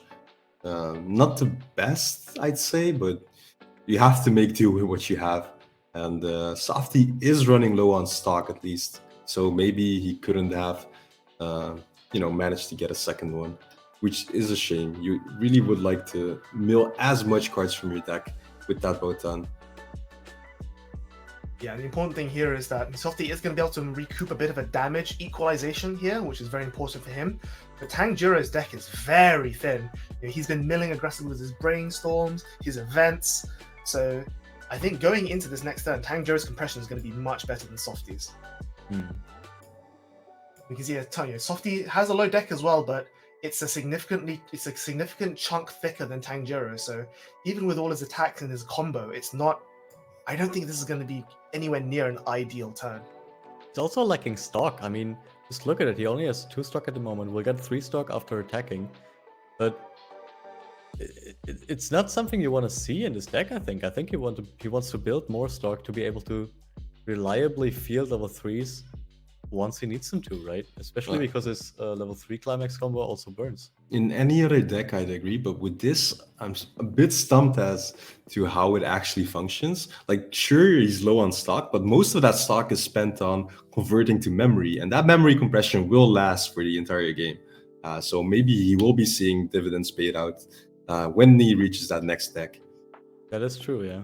Yeah, I think the only stock that he really needs to be spending is on the Polka early play, and he can afford to just play a very gentle game up until then. The only concern is that stock compression is still compression. Like, yes, memory compression is very good, but if you can build up a lot of stock, there's no reason not to. Yeah, of course. I mean, I think you're both right. It's basically it doesn't matter if the card is in stock or in memory, right? For the sake of compression, it's not in the deck. But I'm not sure if he actually has that much time to accumulate more stock until he needs to play the early play Polka. Yeah, and definitely against Damachi. Damachi doesn't really have that much disruption, and I don't think this list runs any at all, unless I've overseen like the Fumio 2 on Hestia maybe. But with those cards being in memory, at least he's guaranteed the permanent compression, which against, like I said, other decks might have been very helpful. But here, I think I can agree with you guys that those cards being stock would have been almost the same. Yep, so we see that Tanjiro just takes a bunch of damage. He did cancel 1 attack, but the refresh and the last swing for 2 did stick. So he has now, the damage is now mostly equal. But Tanjiro did refresh going into his turn, so he has the world is his oyster. He has knives in hand. He can do whatever he wants now. And Softy's board is not providing much of a threat. He's got 4 memory. He's got another copy of the combo in hand that we saw him search, so that tells me that he might have another Pants Climax in his hand. And so that might give Tanjiro the inkling of just committing hard and just pushing much of damage, because again, Softy keeps leaving open lanes, and Tanjiro is also going to play his own 1k1, and Softy still has a fair number of cards in his deck, and he's out all of his standbys as well. We actually still see the ice on board. I'm not sure if that one was from the back row or played again, but it's a really good card to have when your opponent isn't really presenting a field. In case you do have to crash, which I don't think he necessarily needs to against Softy, you do have the option of moving around to one of those weaker lanes. As we said, he has a lot of those memory cards that are pretty weak, so that ice could actually still end up doing a lot of work. Yeah, so Tanjiro is currently on 1-5, and what I think I actually really want to see him do here is put forward a 1-0 Bell combo, but also find a level 0 Bell, so that we know that Softy has a level 1 Botan combo in his hand, so he can use the level 0 Bell to bounce whatever's opposite the Botan to deny Softy the combo on reverse, while also keeping the Bell alive for next turn, and then he can use the ice to run away from something else and just, have a massive disruptive turn. I also really like that Hestia promo being played here. It also kind of functions as a denial to Botan. If Softy does end up fronting in with the Botan, he can just play an event from hand, and that card will be going to stock, which is a pretty cool interaction. Yeah, it's a really powerful card here, and I think this is the next. If he doesn't have the level 0 Bell, this is the next best option of denying a reverse. The only concern is that you can't move the Hestia dynamically, so if he puts, say, the Botan combo in front of the Bell 1-0, then he's got no way of removing that Bell 1-0 without the level 0 Bell. So we'll see if Tanjiro can figure out that line, or if he tries to just opt to pull out his level 3s instead. Because as you mentioned, the other presence is that this game is all about those big early plays. You've got the Sword Princess, the name is, the level 3 ice early play that we see Tanjiro playing.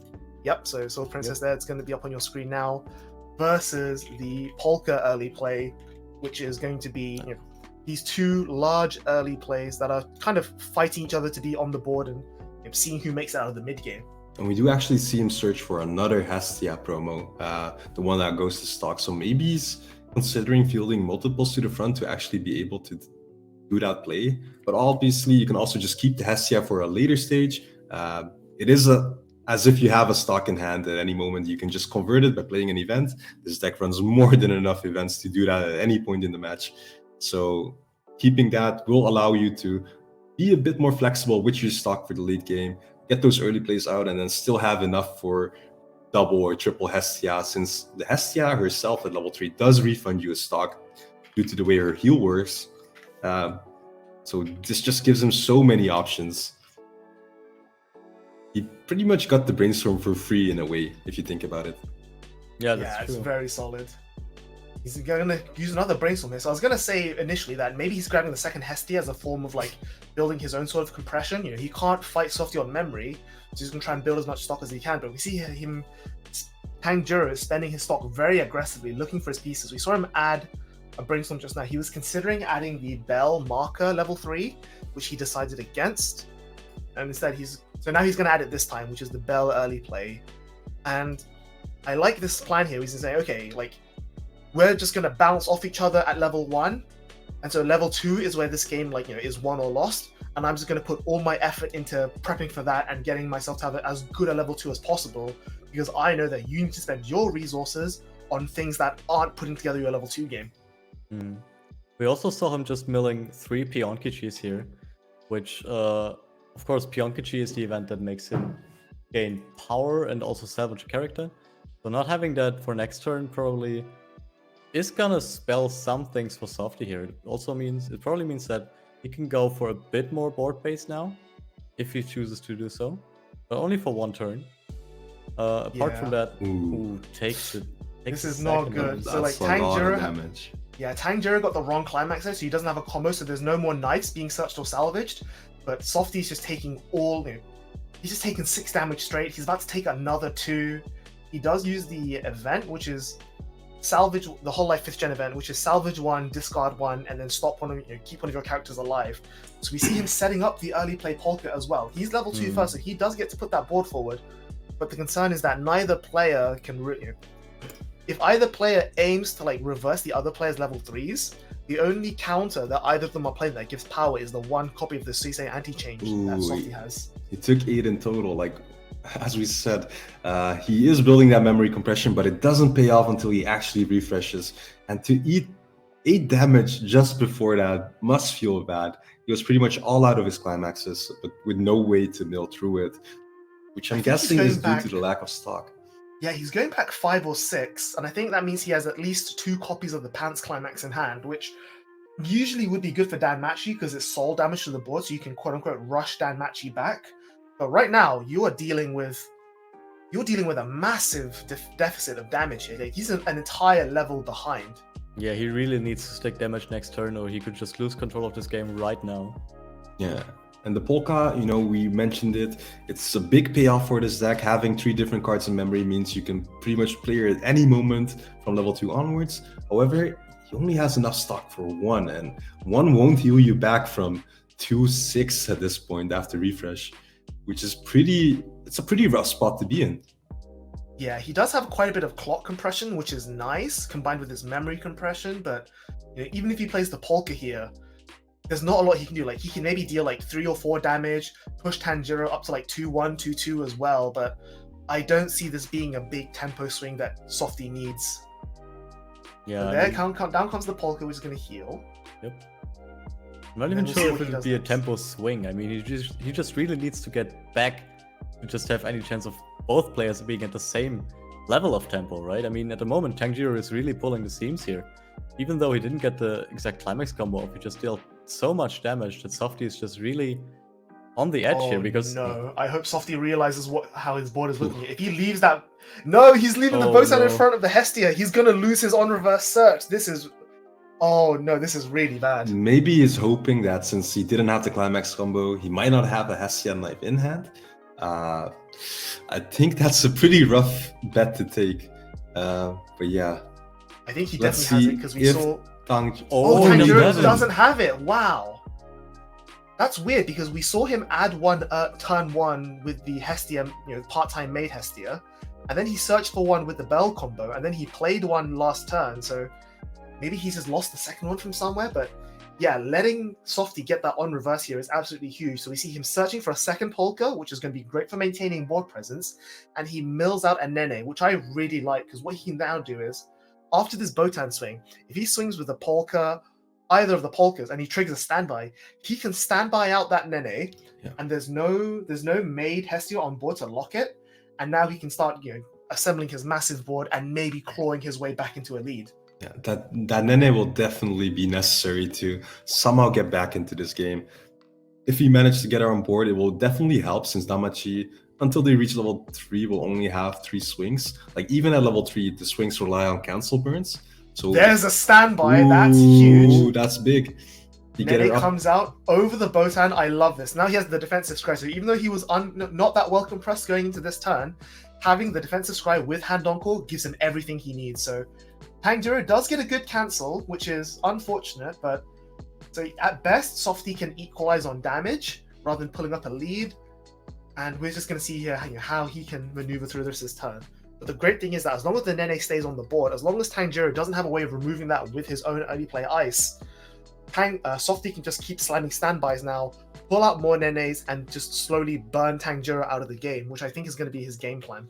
This is also why I liked his attack first with the Botan, removing 2 cards from the deck to be that more likely to hit the standby, and it immediately paid off.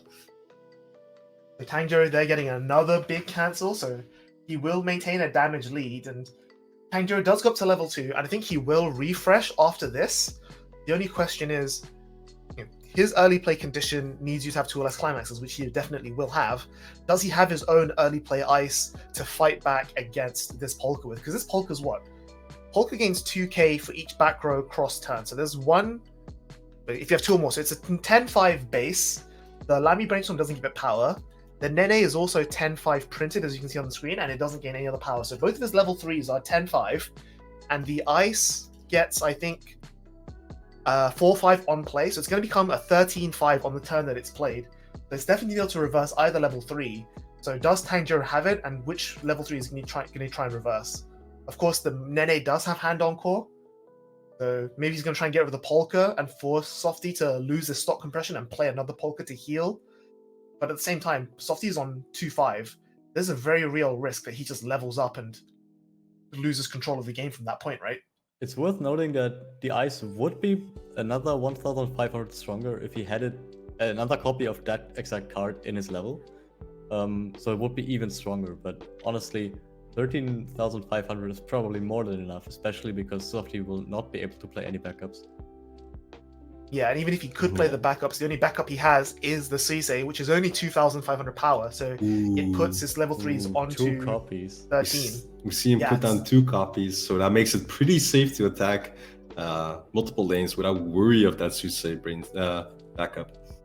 Tanjiro also then drops the early play Bell to go with it, which heals. This is an insane board being presented by Tanjiro here. This is not a board you usually expect from Damachi. At most, you'd expect just the Bell being played, but with Ice in the deck being included, you can present this huge board that pushes a lot of soul, even without a climax.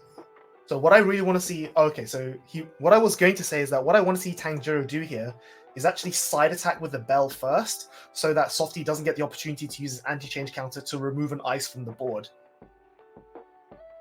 So he knows that Ice can't be countered herself, so he can attack with them first as well. But even if he front stack with the Bell here, Softy might still be tempted to use the counter to just take an Ice off the board so that he can direct for 3 or have a high amount of soul damage going in. But we don't see that happen. Softy does go to level 3, but he does get some nice cancels in. But yeah, he's fallen really far behind in damage, and he can encore the Nene, which he does. And he's probably going to play He's probably going to play another Polka from hand to heal off whatever he clocks from hand this turn, but unless he drops another Nene and potentially another Climax, he needs to find a way to recoup this damage loss. Because his only out now is that Tanjiro's become decompressed and has lost a lot of resources, and can then therefore maybe the Hestia isn't threatening lethal next turn. I think that's what I'd be banking on if I'm in Softy's shoes. Yeah, I and wonder if he has an Ayame ready. Oh, that could definitely be a play. But also, Tanjiro's stock can be a bit deceiving, right? Since we did see him add another Hestia level 0, so he can always convert that and then still present triple Hestia level 3 if he manages to hit level 3, which is quite big actually, and since Softy is pushed this far into level 3. Yes, we see here the IMA we were discussing now. It's a level 3 that can level down 2 of your opponent's characters. That is another way of removing the Ises from the board. But I don't know how much impact that's going to have here. The only benefit I think this IMA is giving at the moment was that it would pump Softy's board to get over the 13-5 Ises.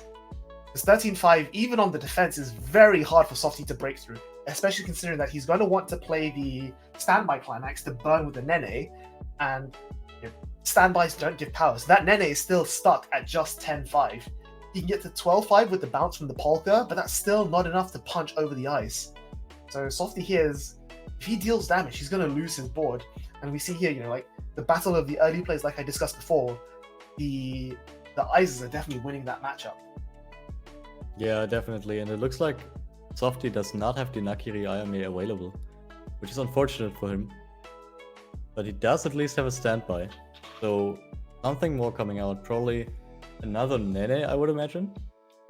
Yep, so he does have the Polka, which when it plays a climax, he can bounce it to give 2k.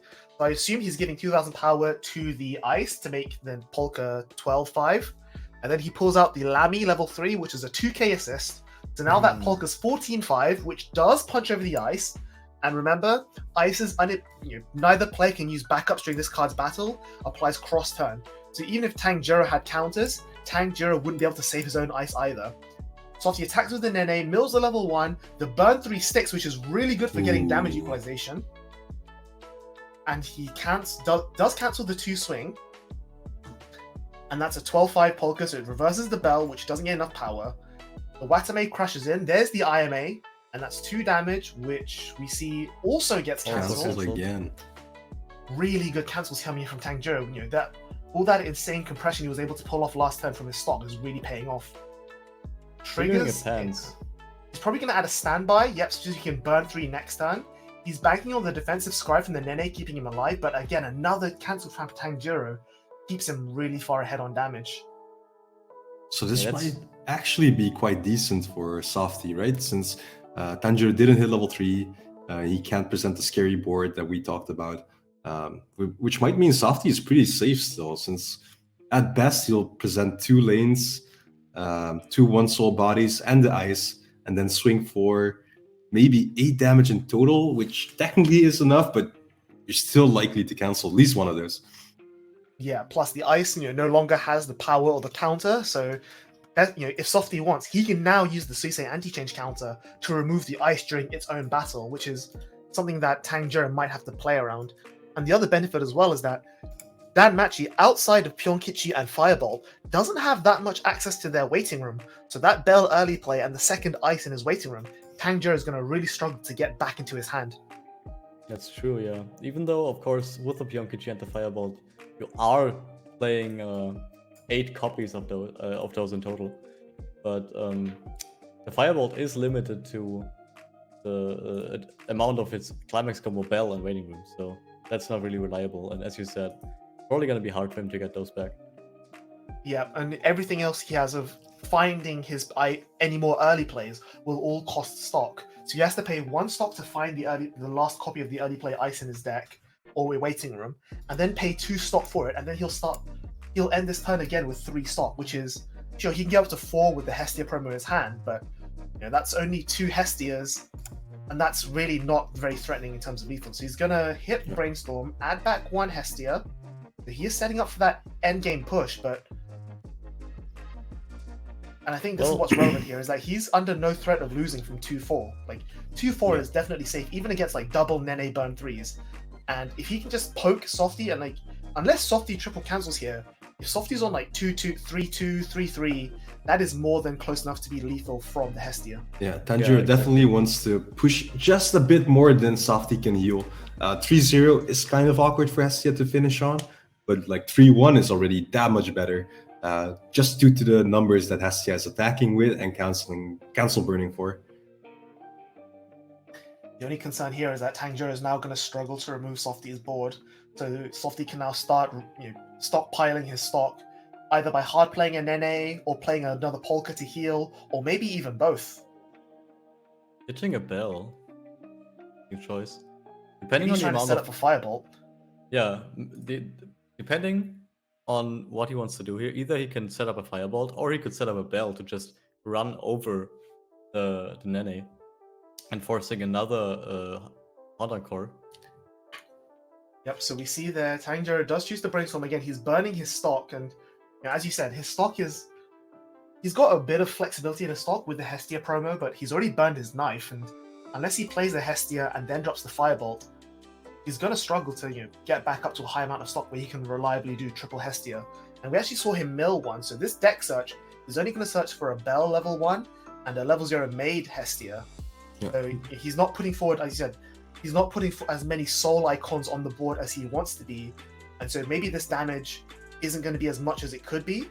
But as you said, if 3-1 is more than enough for Hestia to finish the game, maybe he wants less soul on the board so that he's swinging for 1 and 2s so that Softy is less late to cancel, and therefore he can maybe get a little bit more in range for the Hestia lethal.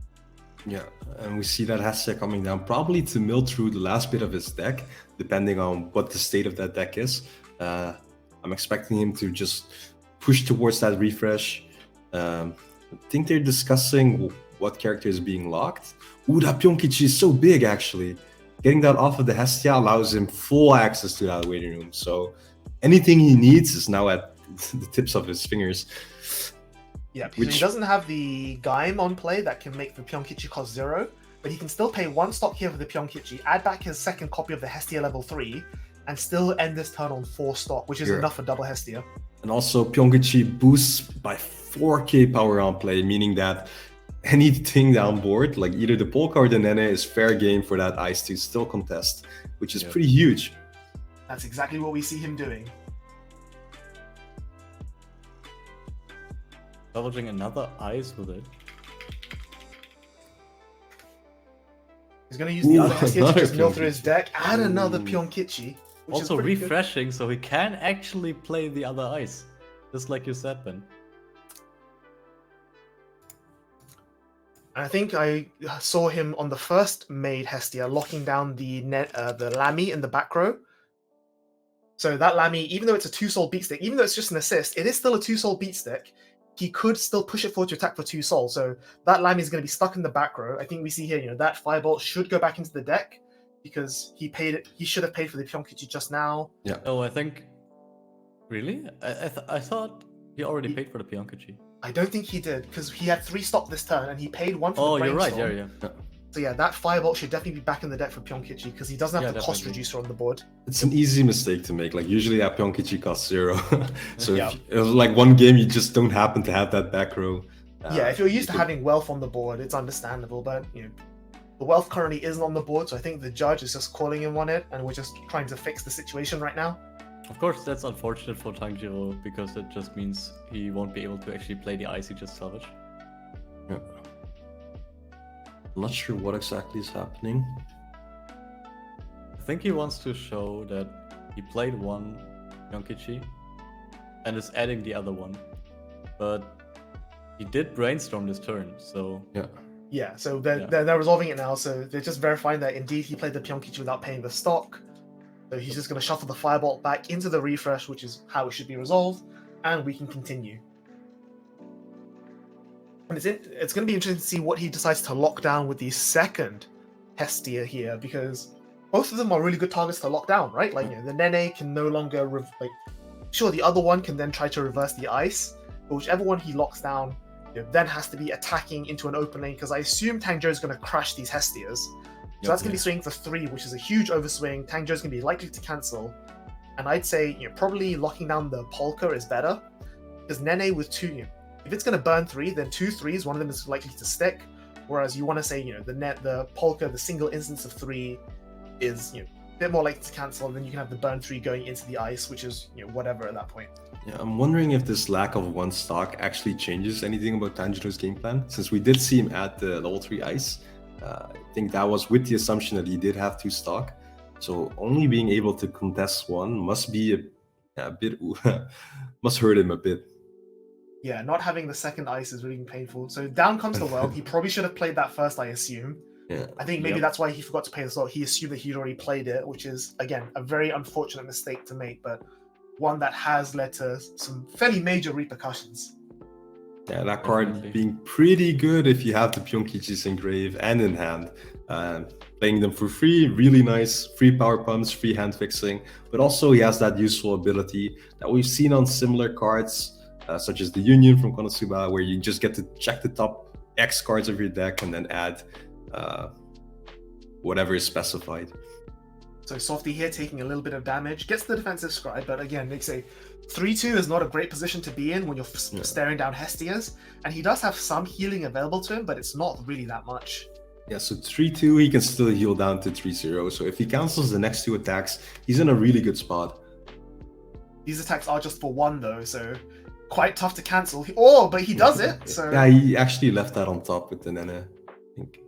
So a swing for 3 coming in because Tanjiro triggered a pants. And another cancel. Nice cancel coming in there. Tanjiro choosing not to doesn't have a target to salvage, but like we said, he's going to crash one of the made Hestias, leave an open lane. I think he's locked that Nene there, so it's going to be swinging in for 3-3, and that Polka will go to the waiting room. But he's going to need to find another way of finding soul to the board, especially because that Lamy can't move forward either. Yeah, and refresh damage will be bringing Softy to 3-3, which with his amount of stock means he can only heal down to 3-1. And as we said, 3-1 is already pretty scary against Triple Hestia. So this might have been just enough from Tanjiro to close out the game if he hits level 3 next turn. Yeah, I definitely agree. I mean, as we said earlier, right, this is exactly what you don't want to happen. Want to have happen against Lamachi. You really want to stay behind in damage, by which I mean, of course, having less damage than your opponent. Because while the Dalmachi finisher isn't very strong compared to other finishers, because it only burns on cancel, it's still big numbers. And if you're already behind, then having one of them stick is already enough for you to just lose the game. Yes, usually people would say the counter to cancel burn is just eating the damage, but when you add salt to the mix, you don't want to eat 4 or 5 or 6. So sometimes you just have to cancel the cancel burns. Yeah. Softy choosing to clock himself there just to dig for pieces. I think that definitely rules double Polka out of the equation. Oh, he's going to use the... Oh, I like this. So Lamy's other effect is the ability to heal to hand if you have enough memory, and that's a really good way. So he's going to be able to salvage the second copy of his 3-2 Polka, of 3-2 Nene, and maybe he's going to play it, and this gives him 4 instances of 3 damage, which, if Tanjiro eats it all, that might be game. Definitely looking pretty scary. Like, usually you'd be happy hitting one of your opponent's finishers into the clock at level 3. However, that Lamy just says, oh, thank you, I'll take it to hand. Also, it seems there that maybe Tanjiro didn't lock down the Nene, so he was able to move it there, and then now the Botan is swinging for 2 soul. He's got 2-2-2 with 2 instances of potential burn 3, which is really solid. That is, I'm afraid, the wrong Lamy. Oh, I'm sorry. The code number is 139. It is the Yukihana level 3 Lamy. So you can... There we go. So we've got it on the screen for you now. So it's a 2k assist level 3s. It's an on-play draw 2, ditch 2 blind stock, which is a very nice milling engine, but he stood by it out last turn. And memory, if you have 3 memory, pay 2, drop a climax, heal to hand, which is very powerful indeed. And it's still a heal, but as we mentioned, 3-3 looking into Hestias is probably not good enough. Burn 3 will stick. Sticking. Yeah. Not bad, but it's not enough, unfortunately. It honestly depends on the triggers. The burn 3 stuck, and now he's attacking for 2. Technically, no, I think he's out of reach. Yeah, he doesn't have any 2 soul icons in his deck, so even if the Botan triggers a soul icon, that's only going to be swinging for 3. And so, Tanjiro is going to go up to 3-6 at the maximum, which Hestia heals the stock, Tanjiro can just go for it.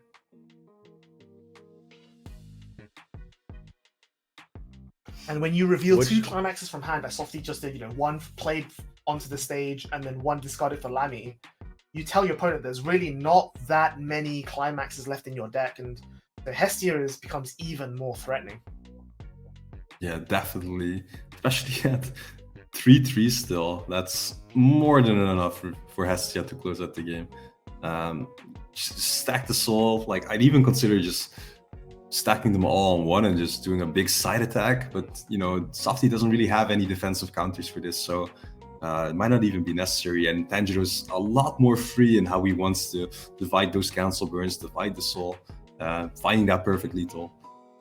Yeah, I think the double Hestia, 1 on each, is just going to be enough there, because with the climax and soul to itself, each Hestia is going to be swinging for 4, which is exact lethal. And if they cancel the 4, each one has a burn 2, so 2 lots of burn 2 also becomes lethal. The strong thing here is that he can actually play 3, because it heals the stock. You can play 1. Yeah, he can afford it for sure. Yeah. Which means that Softy basically has to cancel both Hestia. Assuming Tanjiro only gets 2 Hestias on the board, Softy needs to cancel both Hestia swings and cancel all of its burn 2s, and then cancel whatever the third attack is on top. He's asking for, what is that, 1, 2, 3, 4 climaxes left in his deck to be perfectly positioned just to survive here. Yeah. See if he can do it. His deck is not looking too thick. 1 already, yeah. Yeah. Also, keep in mind he still has 1 Pyonkichi in hand to grab any Hestias that might be in waiting room. So I think he should be good for at least 2.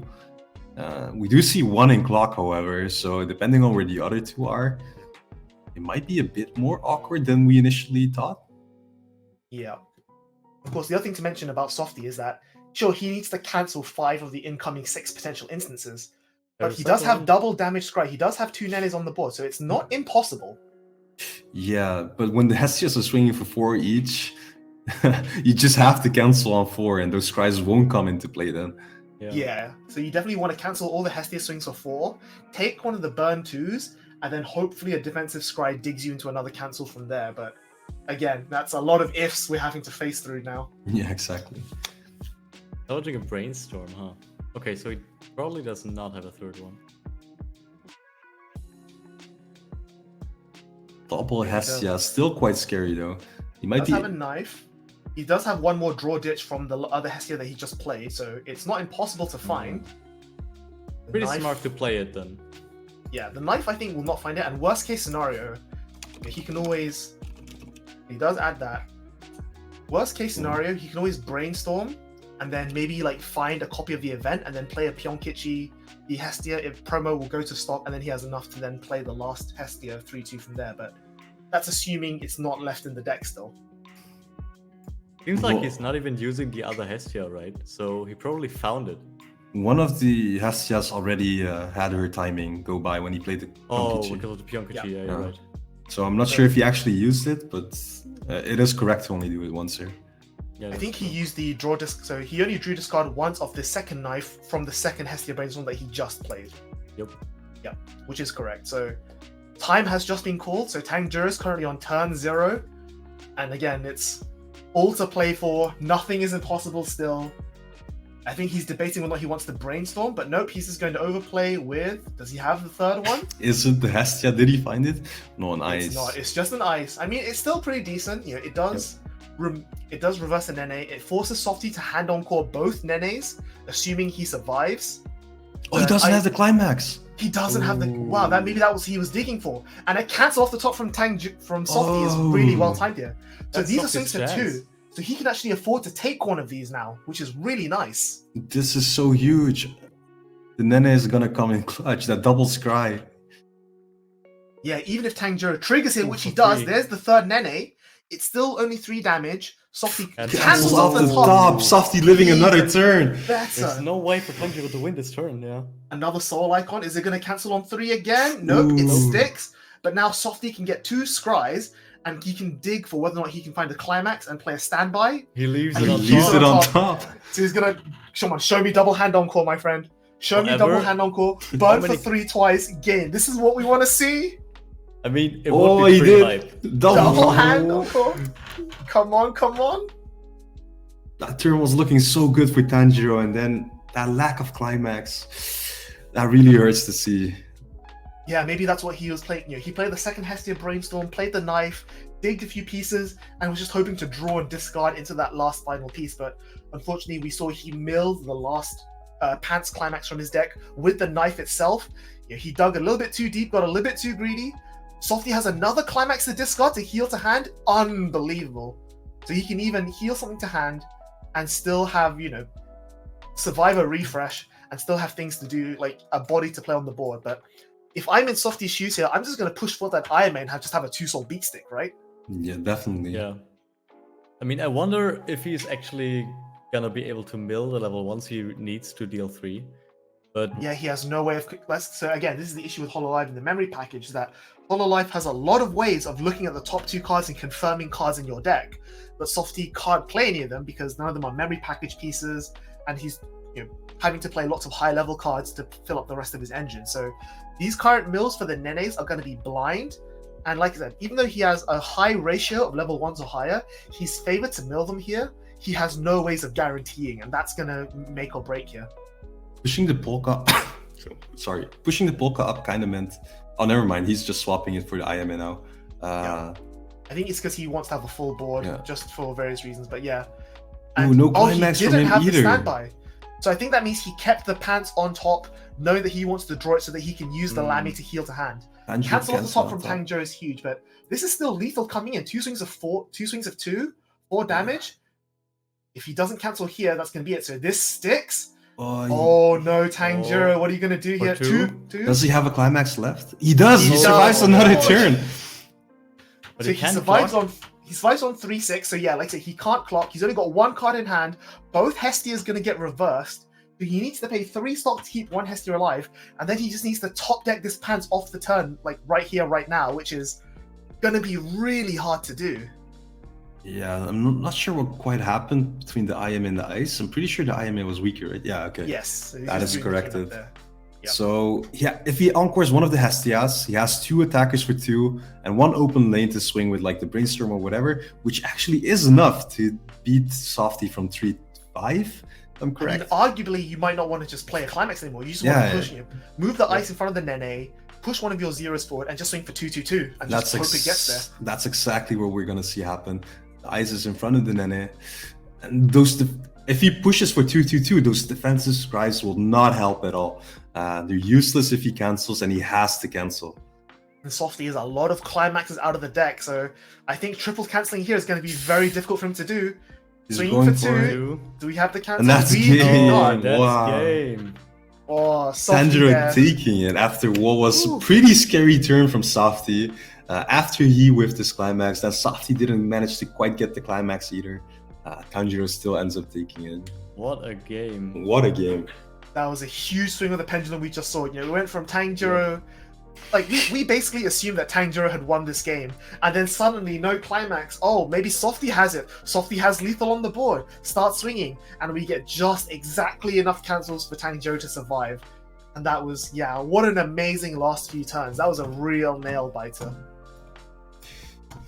Yeah, pretty speechless. It's always exciting when you hope the players to see them pull off their game plans, but sometimes it doesn't quite work out. And then when both players breaks, or don't quite get the climax, you get some interesting turns. And we saw that happen where they tried to push for lethal, but just didn't quite get there in the end. And Tanjiro managed to get that extra turn. It was actually his final turn even, right? Since time was called. Correct. So if he didn't have it there, Softy would just straight up take it. Yep.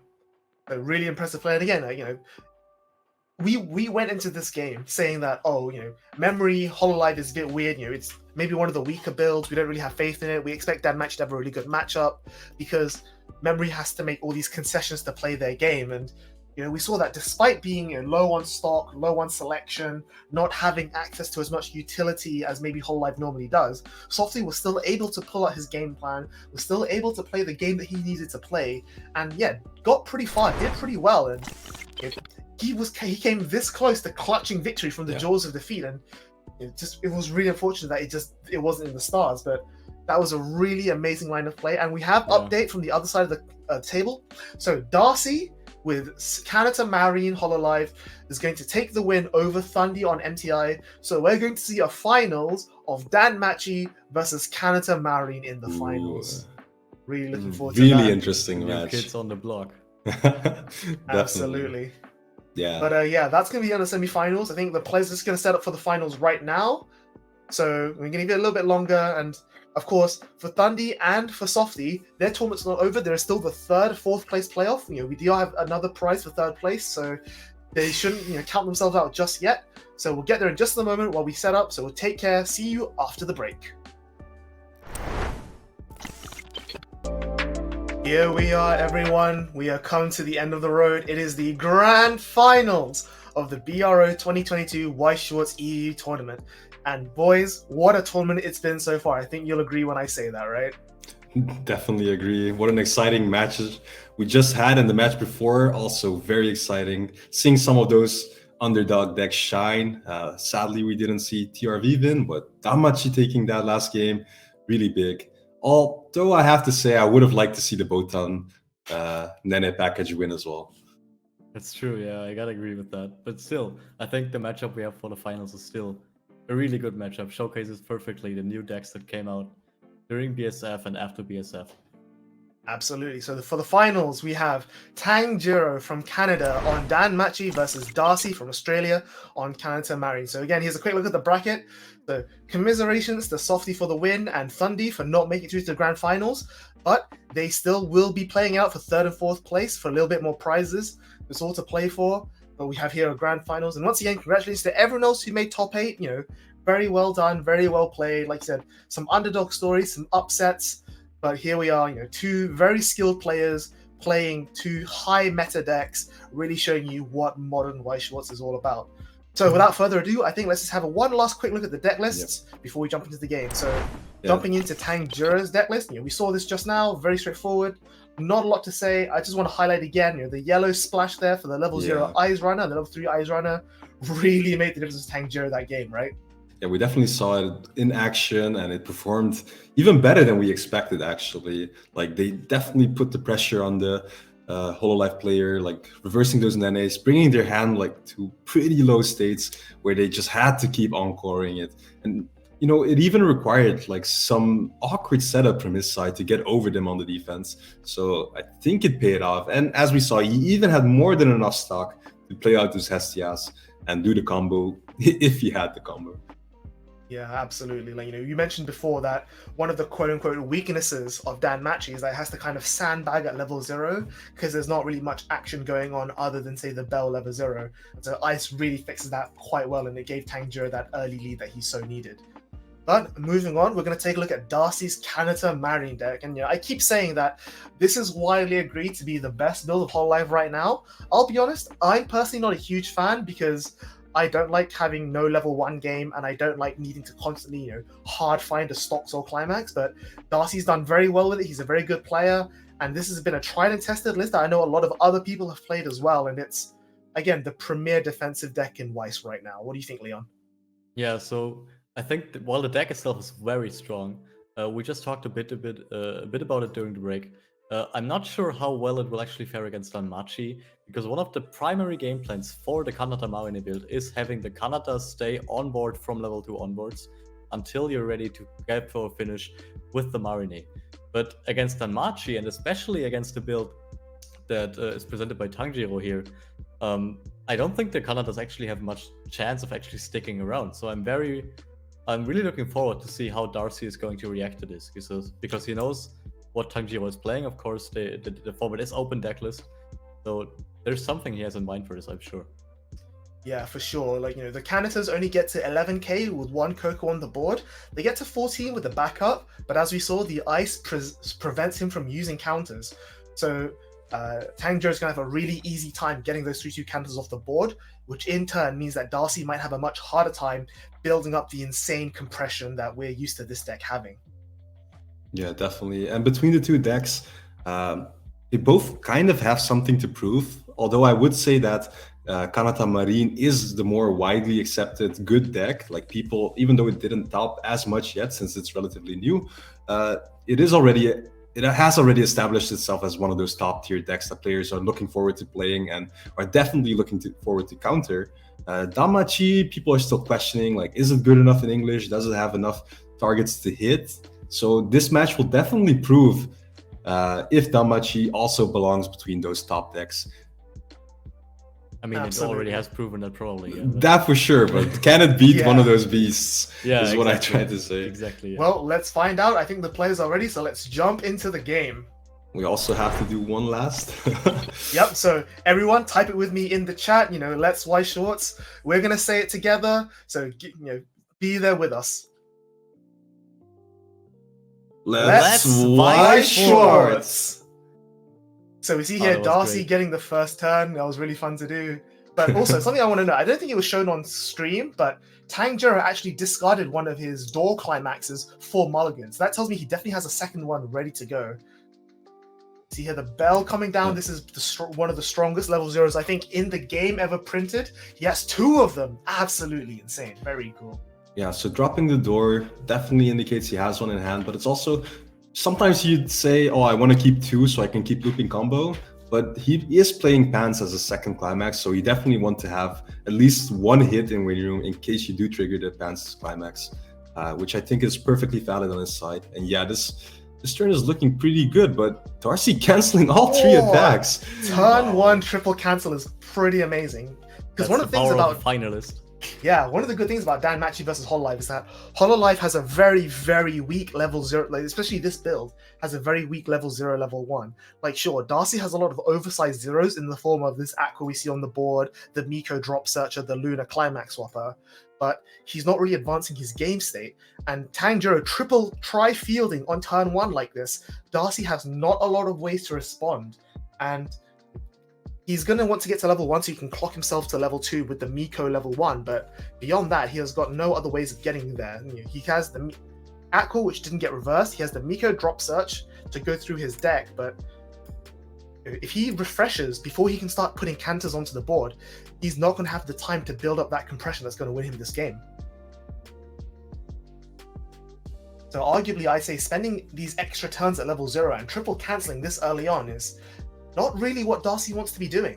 No, definitely, but he has ways of accelerating the game. Like he runs so many cards that can clock himself. We just see him add 1 with the Akiros. He also has the Aqua on board. So like fielding multiples of those will make sure that he has playables, but also that he can push himself to level 1 if needed, and then later on even push himself to level 2, just to be able to field those kanatas when he deems fit.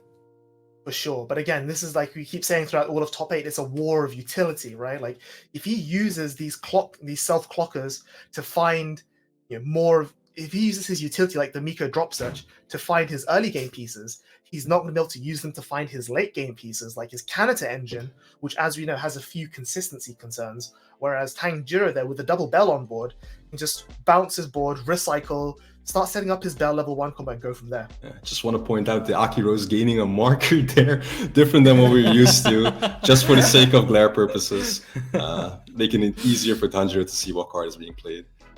Yeah, that's a very different type of marker, but yeah, it is a I marker. applaud that pun. I applaud that pun. Well played.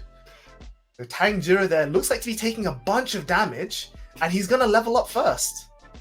I think that's actually one of the weaknesses that such a strong card like the Bell still has, is if you clock yourself and bounce 2 of your characters, getting tri-fielded is actually not something you want to bounce to hand against him when you're still level 0. Because we saw just now, he just ate all the damage. And that's something that can definitely happen if people know the Bell is coming and they have played a bit against it and practiced.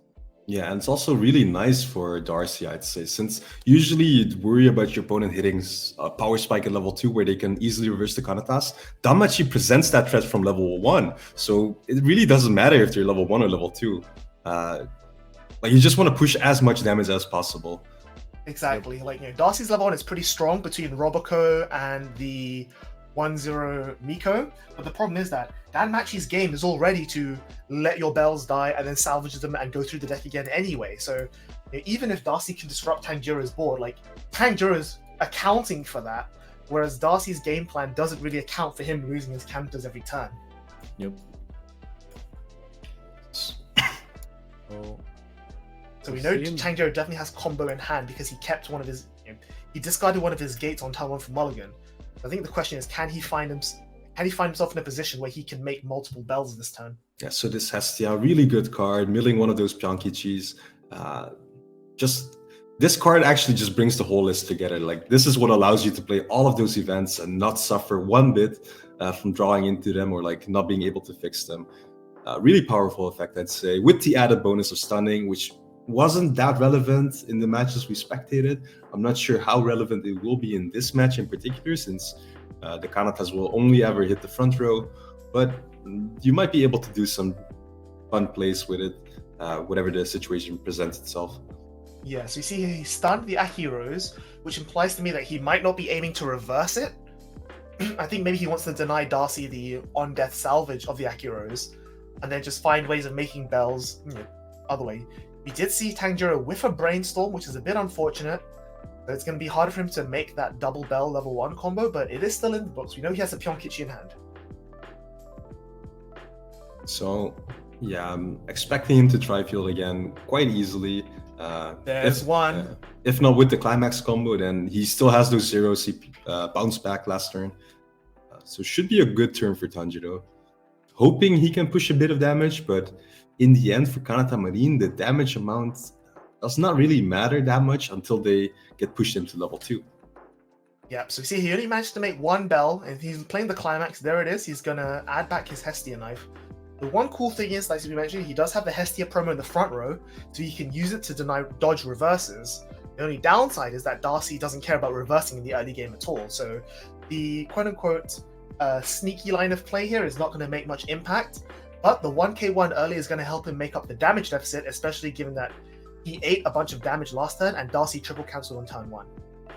Yeah, I think maybe it's an active decision to only field 1 bell here, because you don't want to spend more hand only to have him die when you can just field your zeros as well, right? If they're strong enough to at least do something, then maybe you just want to keep the bells and have another turn. Of course, getting the Hestia knife is nice, but you're still losing the bell on the backswing as soon as Darcy reaches level 1, right? Exactly. I guess maybe he's just trying to play around. Like, I know he's going to drop Mikos here. He's going to smash my bells, and I'm just going to try and deal as much damage as I can back to him on the turn after, provided I don't fly up to level 2.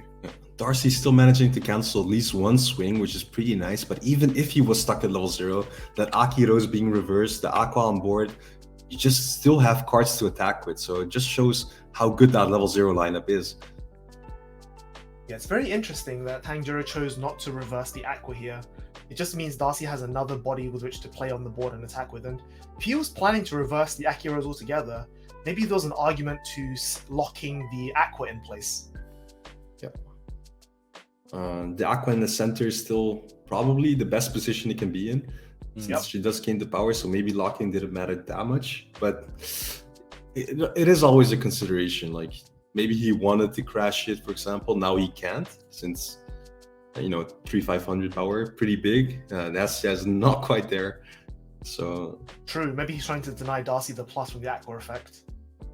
Ooh, so we saw that Darcy clocked one of his elite Mikos, but he still has 2 more to play. He's 4 out, not too bad, and I think he's still in a decent position. The only downside here is that without the Aqua going to the waiting room, Darcy has no more utility on the board. He's going to struggle to assemble his board. He's just going to whack Tanjiro for some damage. No Climax even.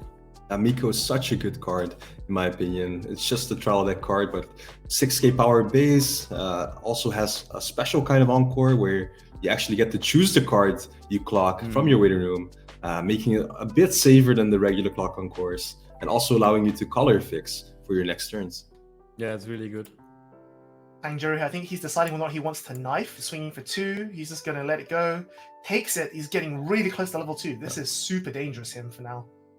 Yeah, this is not necessarily something Tanjiro wanted to see happen. Like level 2 doesn't really add that much in a regular Damachi deck. However, once those Kanatas hit the board, he has access to that ice guaranteed to help with reversing them, bringing the counters out of the picture, making sure that the Kanatas will be hitting the waiting room.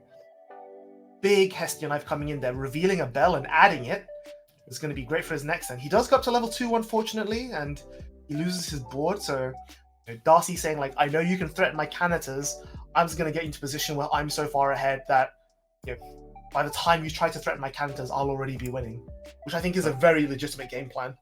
Darcy is basically doing this pose right now, saying, I'm in full control of this game. Absolutely. It's going to see what Tanjiro can do to fight back, because he did cancel with one of his door climaxes as well. So even if he can remake all of his bells, he's gonna, unless he finds another climax, it's gonna be hard for him to get back up there. He does have a bunch of firebolts in the waiting room, so these Mikos will get reversed, but at this point, Darcy just really wants to get to level 2 and start playing his Kanata engine. Tanjiro's gonna firebolt a bell. He's going to use the firebolt, the Pyonkichi's 4K to pump the middle bell, so it's gonna be 4-5, which can reverse the Aqua, and then Bell itself can save his board if he needs to. He does have the gate, salvages 2 knives, which is very much appreciated. Definitely what you want to see here is Tanjiro, yeah. You really need to get back into the game now. I mean, he's doing his game plan. Like, his deck is doing what it needs to do. The only downside is that he's just a level behind. Yeah, exactly. And these cancels coming in from Darcy definitely do not help. Those cancels are really good. Really well placed cancels. Another one! Oh my god, that's insane. He's actually having a lead triple power. Cancel from Darcy? Triple? Nope. So a bit too greedy. A bit too greedy to triple cancel, I'd say. We jinxed him. But this actually does bring Darcy in a position where he can opt to like double encore and then clock and then possibly hit level 2 if he really wants to place those Marines down Kanatas down desperately. However, I think he's in a pretty good spot to just chill a bit at level 1. I would let everything go here. Like, let the Mikos go to the waiting room, use Aqua to clock yourself 1 to draw 2 cards, and just, because you know that whatever happens, he's going to, Tanjiro is going to combo again because you saw him pants the gate. He's going to be able to remake a board and just, okay, I'm just going to spend this turn, like, being a bit slow, generating some stock. Whoa, finds both of his Kanata pieces. Getting his combo there. This guy actually has elite power. Okay. Oh, Darcy actually choosing to clock encore, so he's going to try and go to level 2 here. I think maybe he wants to get at least 1 Kanata on the board. I think this was correct sequencing, at least on his part. Like, you resolve the Aqua first, see if you get any playables, and then depending on that, you can choose to accelerate a bit more with the Miko, or just sandbag with the new cards you drew. Since he did hit a level 2 and a level 3, maybe his hand was lacking those playables, so might as well just force up.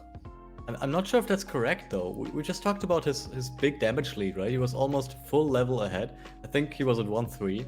So using the Aqua, okay, that's fine, that's good. You're plussing, great. But then dealing 2 more damage to yourself and clocking yourself, you're basically just negating all that damage lead. He knows that next turn there's another bell turn coming up. Of course, Tanjiro is going to refresh, so the power of the bell is by itself not going to be that strong at the start of the turn.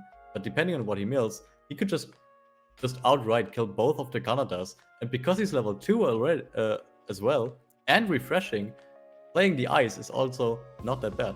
Yeah, but I would say that keeping this damage lead without clocking yourself to level 2 might be a bit awkward, since any climax you actually play will be without any climax combo. It also is a possible Kanata turn climax combo wasted, I'd say. So he'd only do like single swings, and maybe like 3 damage a turn isn't really enough to keep this lead, especially if you're expecting Tanjiro to just do another climax combo bell turn, which is more than likely in Damachi.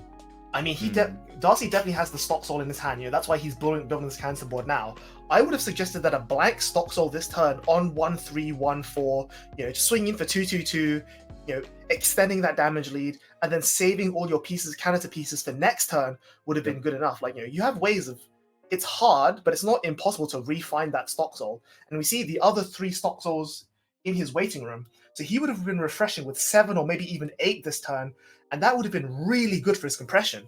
Yeah, exactly. I definitely agree. I think that's exactly what I would have done. But who knows? I don't play the deck, so of course Darcy probably knows better than I do. I think that I'm gonna have stuff aimed at him, yeah. if the Stocksoul was his only climax in hand and the only way to push, then I think this was probably the more viable line. If you do want to keep the damage lead, like sure, you equalize it yourself, but this is a lot of damage that's going to go through, like 2 swings for 3, swing for 2, bearing any other triggers. It might just push him to level 3 depending on the deck state Tanjiro has. So, you know, I'd rather personally not waste the Stocksoul, but who knows what was correct in that scenario. It's a really tough decision to make. I mean, maybe he just wants to stock because he knows that these Canitas are under threat of being reversed next turn. So we can see he's just salvaging all the pieces he needs to go again, which is totally understandable as well. Or maybe he's just trying to generate a bit more stock.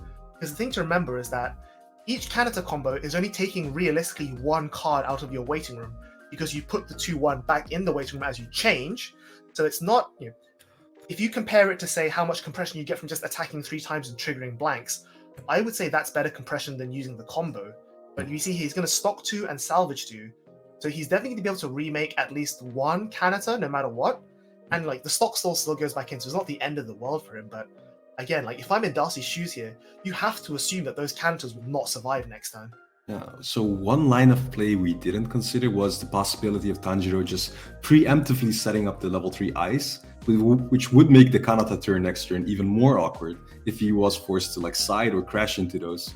So maybe Darcy's just taking this opportunity with this weak board to just peel the Kanatas and just have them on board and ready to go. Yeah, huge amount of damage coming in from Darcy, and Tangjiro's been cancelling everything. 3-3-4 has been cancelled off the top twice so far. Tangjiro's going to knife because he knows there's no more cards left in the climax left in his deck. Adds a 3-2 Hestia, which is arguably one of the best targets to add, and gets the refresh with I think 7 or 8 in, which is a really good position for him to be in. Yeah, I mean, that's exactly why I thought you should probably not clock yourself to level 2, right? Because if that happens, then you just equalize the damage lead. There's a bell turn coming up. Tanjiro can only play the ice. How do you keep the Kanatas alive?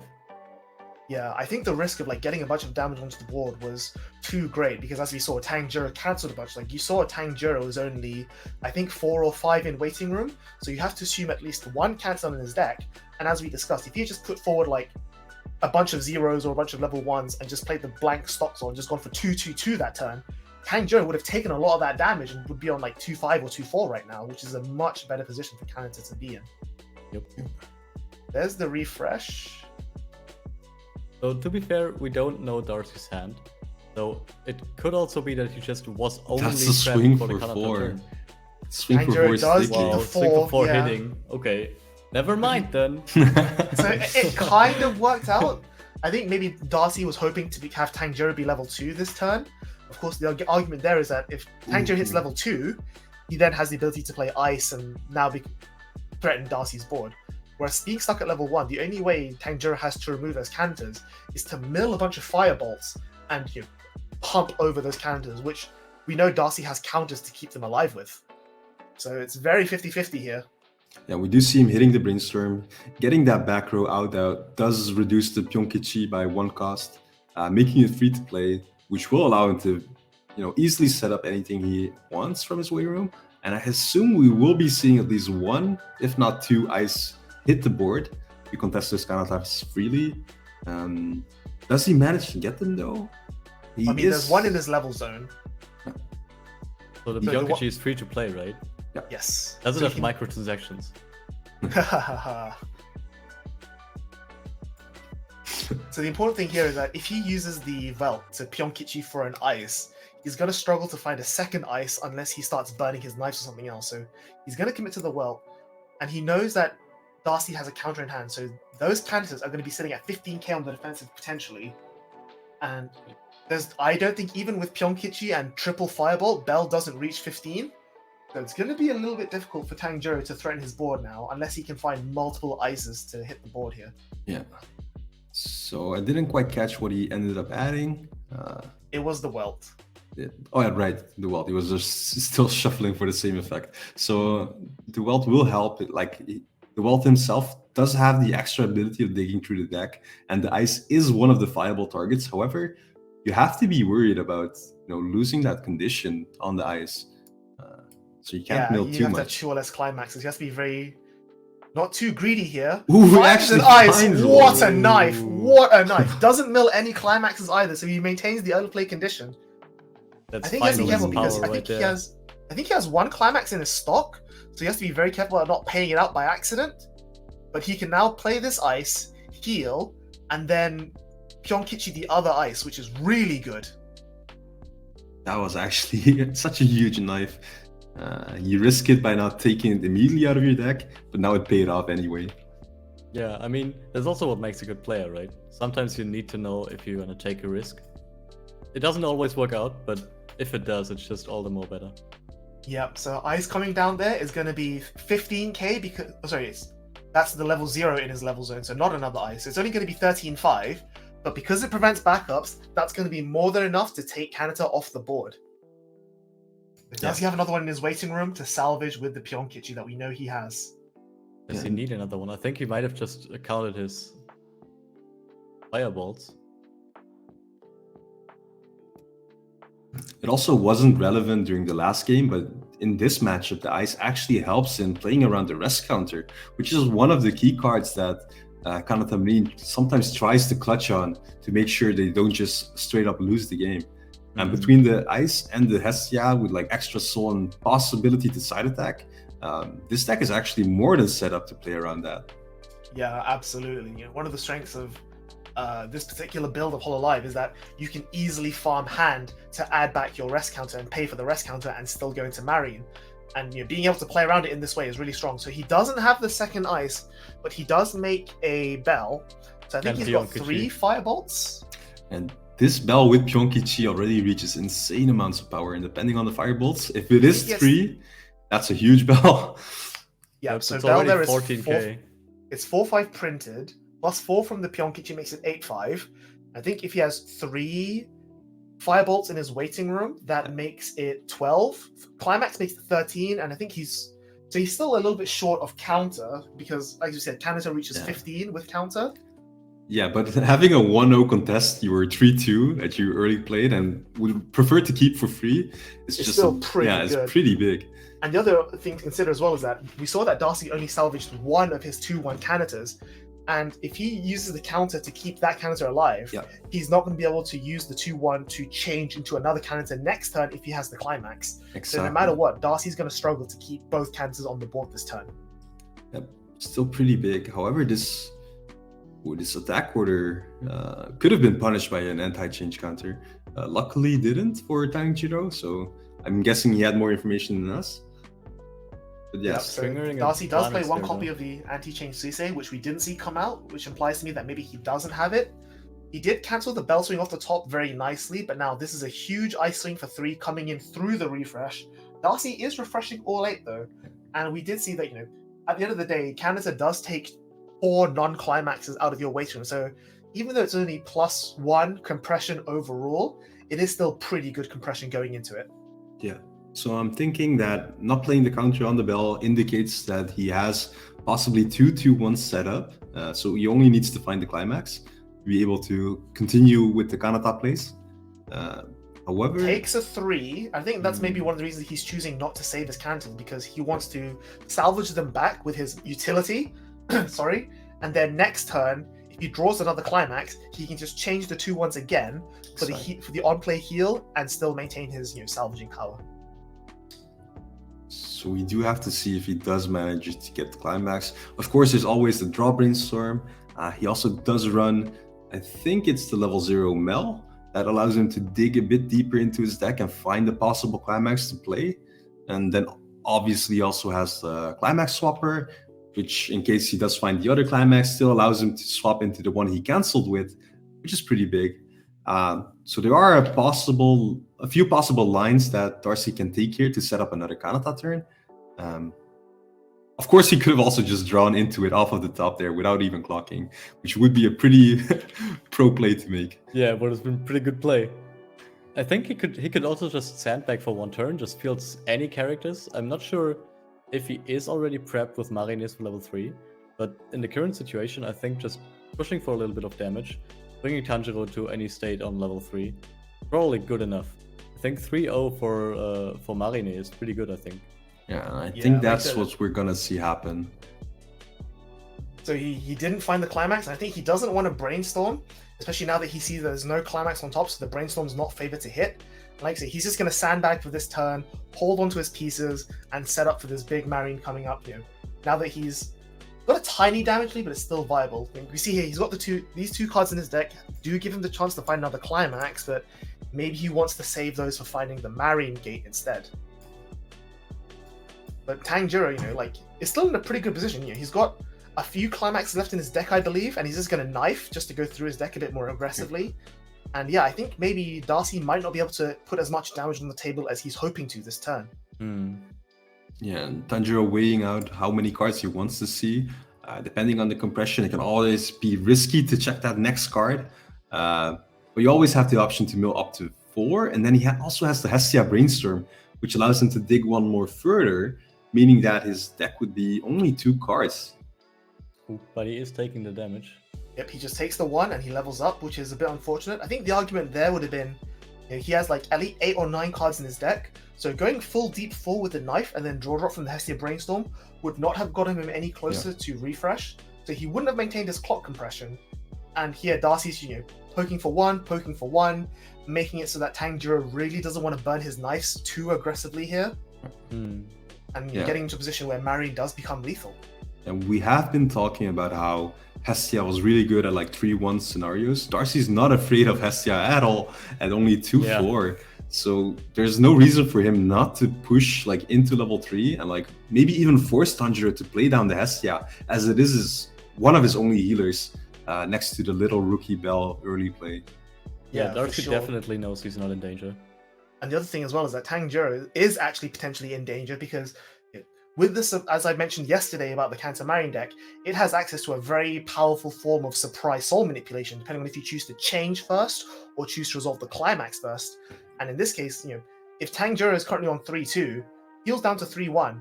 If he stays on 3-1, Darcy can just put forward a field of counters, slam the stock soul, and have 3-3-3 coming in for exact lethal. Yeah, and as Leon mentioned, Marine, as Leon also mentioned, like he might also just be ready for a Marine turn, which at 3-0 is still very devastating. 6 instances, like the Marine also digs into extra copies of herself or like utility cards that can give you more of her, and also just grab the climax straight up from your deck. Very scary card to face, I'd say, and also one of the reasons that the whole life decks have been this oppressive. Yeah, and we see him playing 2 Hestias here. 1 card left in deck, so as it's looking right now, he is probably gonna take a 1 refresh penalty damage. So he would end his turn at 3-1 even.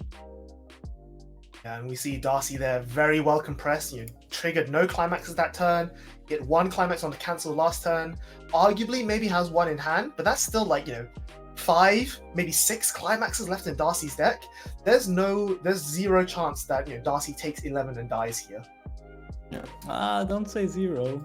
It looks like Tanjiro is just counting how many hits he has left for the back row, since it only adds level 1 or higher characters. So we saw him counting all of his events, checking for other cards. And it is a whiff, sadly. And that's some decompression that you definitely don't want to be seeing this late into the game. Yeah, it's always a bit hard. Like if your stock is a bit mysterious, so during the progress of the game, you might forget what's in there. So even when you count everything out, you technically should know what it is, but you never fault anyone for like miscounting 1 card. Yeah, For sure. definitely. I mean, there is still a play Tanjiro can make it. He's refreshing during his main phase rather than during his battle phase. So he could try to brainstorm, hit, and then search for a healer. I mean, maybe he already has a healer in hand, so maybe it was all part of a plan. And then it definitely could have been like a risky take, but maybe you would have preferred to brainstorm then instead if you knew it wasn't guaranteed hit. Yeah, because the brainstorm at least guarantees that the card doesn't refresh back in. Yeah, exactly. That's true. So we'll see how he goes through here. Like, if you, I would say if you refresh a climax in this position, I think it's going to, the writing is basically on the wall at that point, and you're kind of sort of staring death in the face. And Tanjiro really has to make something special happen this turn if he wants to stay in this game. Luckily, it didn't jinx him, so he just refreshed the bell. No danger here. If he can find another Hestia. Or brainstorming as well. He whiffs the brainstorm, which is very unfortunate. We see that the 3rd Hestia came out of his stock. He's going to pull Ice to the back row. interesting that he doesn't want the healer, but does he have the fourth one in his hand? Ooh, if he has a Pyonkichi in hand, then he can just grab the Hestia he milled. Or Right. actually pay it out of his stock, which Yeah, 'cause, is pretty big. Because the Pyonkichi currently costs 0 because of the welt in play, so he does still have options. He said he's going to Firebolt to add Mayhem. Yeah. Oh no. So he's Add actually the gonna dig. Brainstorm. Oh, did he add the Brainstorm or the Yeah, he added the one? Brainstorm in the end. Ooh. Okay. Is he going to Brainstorm again? That's a little bit greedy, don't you think? I was also thinking that he would dig, but if he's not digging, then maybe it's not that greedy. But I think in that situation, he should have just gone for an attack. I mean, if you're wasting all your, or if you're using all your resources to heal that 1 damage, that also just means that next turn, there's not much you will follow up with. Well, grabbing the Brainstorm there just indicates that he is gonna overplay that Brainstorm because he wants to keep the ice on the back row for maybe a next turn. He, like the other back row, he has the Wealth, might not be as accessible as the Brainstorm was. So just grabbing that and making sure you have it for the next turn is viable, of course. But as you guys, I was also expecting him to like grab the part-time, maybe dig for another Pyonkichi, then play that for free to get the Hestia in hand, heal back to 3-0, being just that little bit safer. Of course, he might also just have the other Hestia in his hand, or like another playable, not a healer. Like the Hestia isn't his only healer, he can still play the Bell. Yeah, maybe he's just searching for the Brainstorm because he wants to play the Pyonkichi, draw discard, and find the Pants Climax for the Hestia combo. Because, oh, definitely. Yeah, we saw that happen to him in the last turn of the previous games. So maybe he just doesn't want a repeat of last game's luck issue. But again, he needs this Climax here because for him to win this turn, like, you know, sure, Leon said the chances isn't 0, but he needs to deal 10 damage, and he needs all 10 damage to stick. And the only way he can get 10 damage onto the board is by playing the Climax and for the Hestias to give soul. Because they're going to be 3 soul base with the Climax, +1 soul from each of them puts him up to 8, and then anything else with the +1 soul from the Climax puts him on 10 or 11 if he has a 2 soul body on the board. So, But again, he needs all of those instances to stick, which is really difficult, and I'm not entirely sure if he can get himself in a position where he's comfortably surviving a marrying turn. You're just channeling the biggest caster curse of all time, aren't you? We will see. Just got an I do update agree, from, though. I do agree. Just got an update from production. Softy versus Thundy on the 3rd, 4th playoff. Softy has won, so Memory, Botan, Nene, Hololive will be taking 3rd place. Pretty cool, yeah. Also means that we won't have any MTI in the top 3 standings here in EU. So that's worth noting. 2 Hololive and 1 Danmachi in top 3. Yeah, so he did actually have the Hestia, or did he grab it with the Pyonkichi? Wasn't too clear because we were... I think he grabbed it with the Pyonkichi. Okay, so very solid play there at least. Managing to heal back. Does he have the Climax though? We'll see. I mean, the only concern here is that he hasn't used the draw drop of the Hestia Brainstorm the first time, and he had to play it over when he used the Pyonkichi. So we're not sure if did he draw the Climax, did he not? If he draws the Climax, he did. Yes. Okay. So he does have 12 soul on the board with lots of cancel burns. Yeah. And if he arranges these cancel burns, what he can do here is that he can put all of the 3 Hestia effects onto one single Hestia, side one of the level 1s for 5, and if it cancels, he's got 3 instances of burn 2, which if a single 4 soul damage sticks, it's going to be lethal. So it is suddenly possible for Tanjiro. Suddenly possible. I don't necessarily disagree with you, but I think saving a side attack for a last attack is probably for the best, which of course counteracts the Hestia strategy and the Hestia effect a bit, because you need to distribute your soul triggers before you know if you're actually gonna stick or not. So the thing with the Hestias is, like, you always have that option. If you want to go for reach, then you have to stack them all on one. If you want to go for like consistent damage, then you'd rather spread them out over all the Hestias. Like if you only need to deal 2 or 4 damage, you just swing 3 times for 4, and each of them has 1 cancel burn instance. But if you do stack them on one, suddenly you have 2 swings for 3, 1 swing for 6 even, and then if that 6 gets canceled, you still get 6 spread out over 3 instances of 2. So this attack here is cancelling, and we'll see. I think he didn't give this the soul or the burn 2, So nothing's going to happen. And again, I think he's maybe Yeah. side attacking to play around the rest counter that Darcy possibly has. I like the way he's indicating the +1 soul and the cancel bounce here, but as you can see, he needs reach, so he's just going for it. And Yeah. this 3 sticks, so Darcy's going to use a 3-1, sorry, 3.0. And so this Hestia, if this cancels, he's got 3 instances of burn 2, which isn't going to be enough to win the game for Darcy, but That's a swing for 7. The keychain and the adapter, oh no. so Darcy does cancel the lethal swing, and now he's got 3 lots of burn 2. One of them cancels, Two and of them two of them cancel. cancel. So Darcy sticks on 3-2, which is very, very far from risky. But again, there was definitely a potential for Darcy to lose the game this turn. And unfortunately, triggering the pants as well as drawing one for Tanjiro that last turn, that leaves him with at most 6 climaxes in his deck. And 6 climaxes when you're staring down potentially double or triple Marine is not a good position to be in. Yeah, definitely. I mean, as we said, like this was pretty much the best Hestia could do it from that position. You kind of have to make that one big swing and hope it sticks. But we saw Darcy was pretty compressed, so a hit for 7 would have ended the game. But sadly, even Hestia can't make those miracles happen. And Darcy is quite easily surviving for a potential finishing turn of his own, as we do see the Marine hit the field. Yep. We'll see if he has a second or a third one. As you say, the Marine can dig for more copies of themselves, and it's a very, very efficient finisher. It finds the card in hand for its own cost, it replaces the stock for its own cost, and it can even dig for the climax that you need. So Tanjiro here definitely on a wing and a prayer to hope that Darcy has like at most 2 Marines. Yeah, Marine really does everything for you. Even the trigger that Marine presents is a really nice one. Having the gate trigger there, just good all around during the game. Yeah, and the math for Marine adds up to be a little bit better than Hestia, like swinging for 3 and 2. You can quite easily find the lethal there if like only 3 instances of the 6 need to stick in this scenario, which is still quite a lot. Like that's half the damage he's pushing, but it could be enough. Yep. So down comes the second one that we saw him add with the Kanata Bonda. 1 card to hand, 1 card to stock, and he's going to refresh. So he's refreshing with 6. So I think one of the climaxes was in his hand and the other one's being added to stock. But because it's 3 of each going back in, we know for sure now that Darcy 100% has the gate in hand to combo with this turn.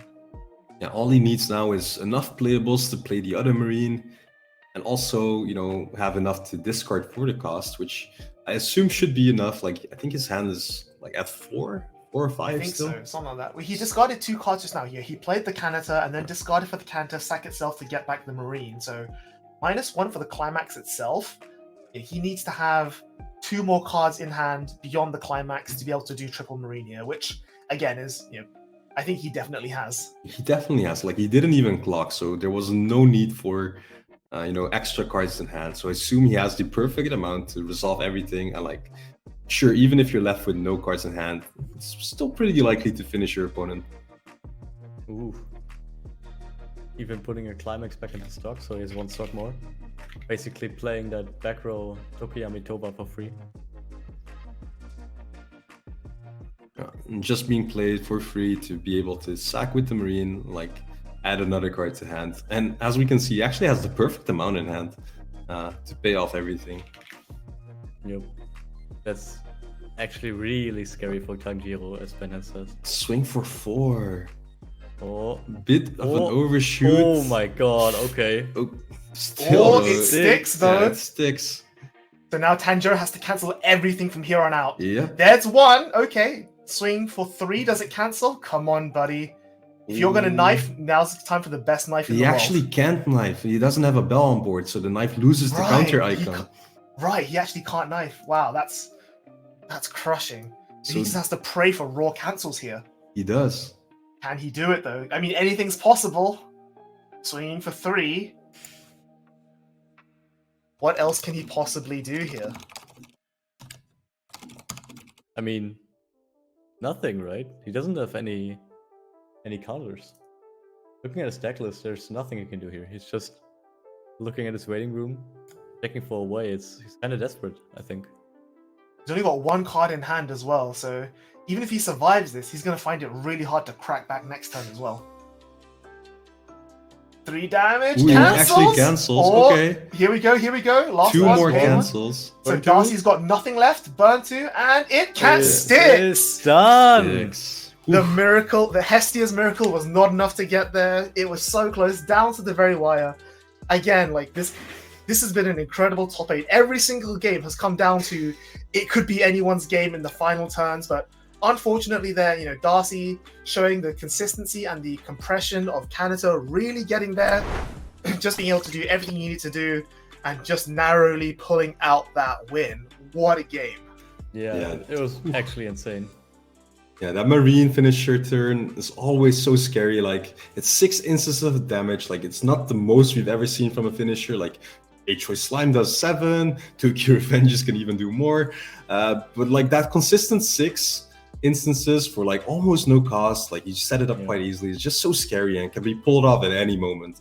And as we saw, it was enough to close the game there from 3-0. Well played by Darcy, well played by Tanjiro for making this far, but Marine Kanata ending up taking the top here. Impressive. Yeah, actually really impressive. Yeah, really well played from all sides. Congratulations to Darcy. Again, proving his title as one of Australia's best players, member of Team WCC, another trophy for their cabinet. And of course, commiserations to Tanjiro. Really well played from him. He got this far with Danmachi, which some people were saying is like, oh, I'm expecting this to destroy MTI. I'm expecting it to be the underdog. I think we can say, like, not everyone expected Danmachi to do this well, but Tanjiro really there, like, feeling the power of his knives, feeling Pyeongkichi coming out at the right time, just getting every angle he can, but not quite enough. So commiserations to him. Once again, congratulations to to Softy for getting 3rd place against Thundy. Commiserations to Thundy for getting 4th. And that's gonna be at the end for the tournament. But don't go anywhere. After a quick break, we're just gonna recap the bracket and have the winners interview with Mr. Darcy himself. So see you all in just a moment.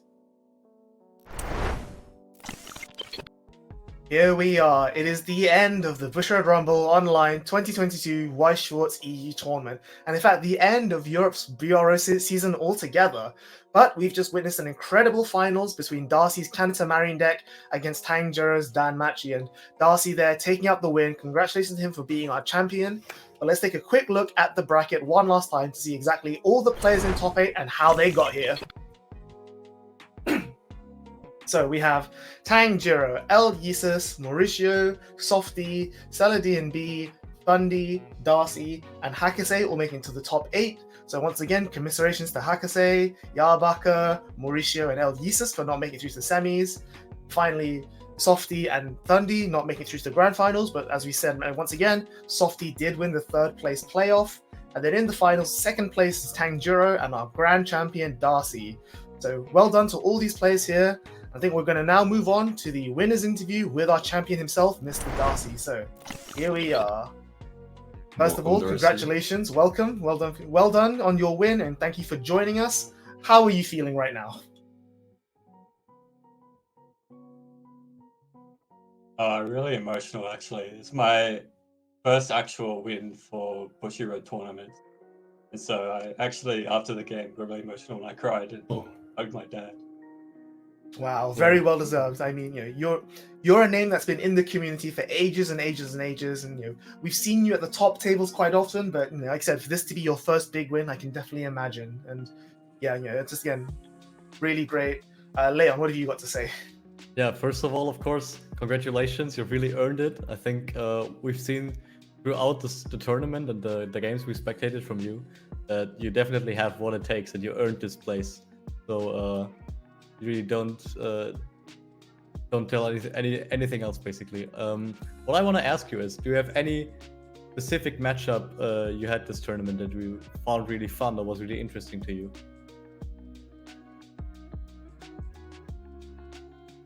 Thanks for the compliment.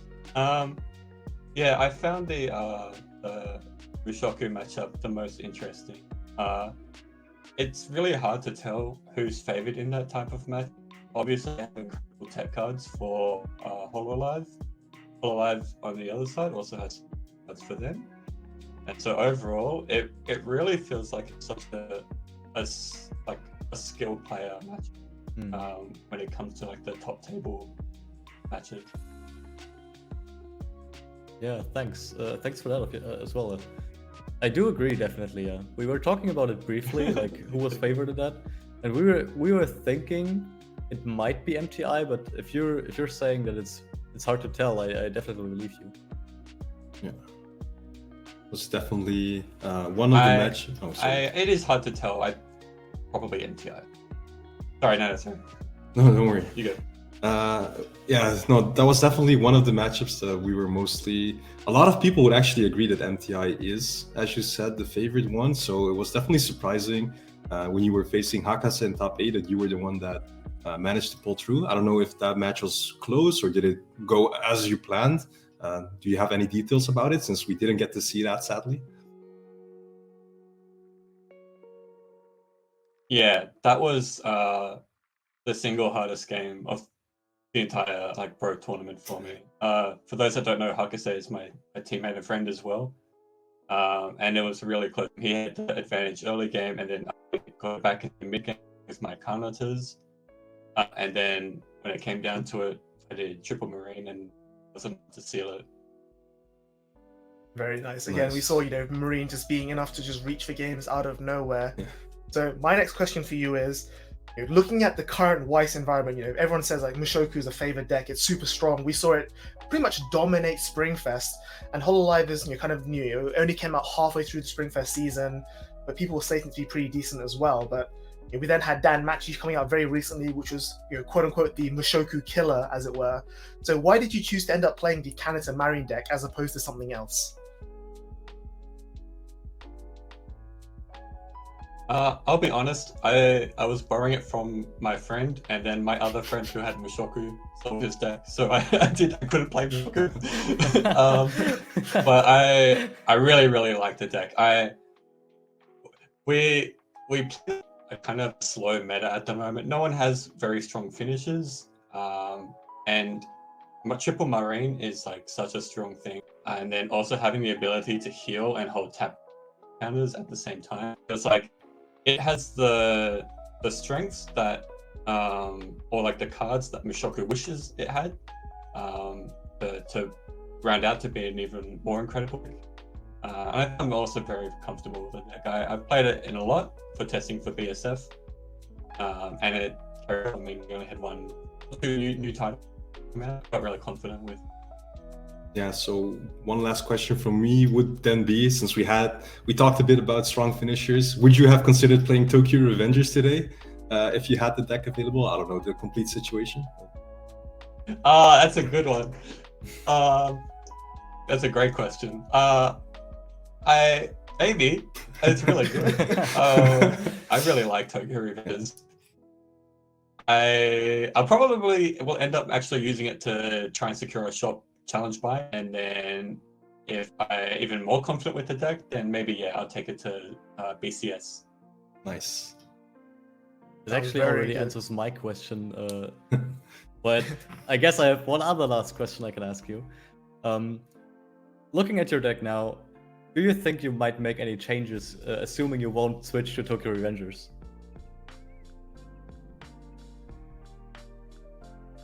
I think no changes. However, obviously we're getting premium booster. That's going to be legal in like a month or so, I believe. And so naturally there'll be cards from there. So I can either change the deck a little bit, like just put in a few cards, or I can change like pretty much the entire level 0 lineup. And I'll try both things and see which one I like more. Sounds good. So I think that's going to wrap it up for us. We've answered. You've got a lot of interesting information come out, and again, it's kind of you proving yourself there. Part of WCC, really shows that sort of high caliber team and what you guys can do when you work together and what you can achieve. So I've mentioned them already, but if you want to have any shout outs, anyone you want to thank, anyone you want to mention, here's 45 seconds, a minute for you, just airtime to say what you'd like. Yeah, thank you so much to my friends at the team. I had so many people supporting me from all over the world today. It was, honestly really emotional. This means a lot to me, and I'm just grateful for anyone who reached out to me. All right, spoken like a true champion. A lot of support behind his wings. Hopefully, we'll see some success from you at the BCS season coming up. But that's going to be it for now. Once again, everyone, your winners champion, the winner of the Europe BRO series is Darcy. Another congratulations to him. And that's going to be it for now. So we'll go back to us, and we can lead you out of this tournament. All right, gentlemen, we're done. We have achieved the end of the BRO season. And like I said, we have BCS just on the horizon. I'm sure you guys are just excited for it as I am. We're looking forward. Of course, BRO isn't fully over yet. We still have the NA Top 8, which is going to be running in just a few hours later today. So if you still need to watch some more Weiss in your life, tune back in a few hours to the Bushiroad NA LA channel on Twitch. But if not, your shop challenges should be starting up very soon. I know here in Europe, ours have already gone through. I've already secured one buy for me coming up soon in BCS, and I'm sure I'm going to see my fellow casters here at either Germany, Belgium, whatever. Hopefully, I'll see a lot of you as well. But fellas, have you got anything left you want to say before we wrap it up for today? Well, from me, once again, congrats to Darcy. Very impressive performance.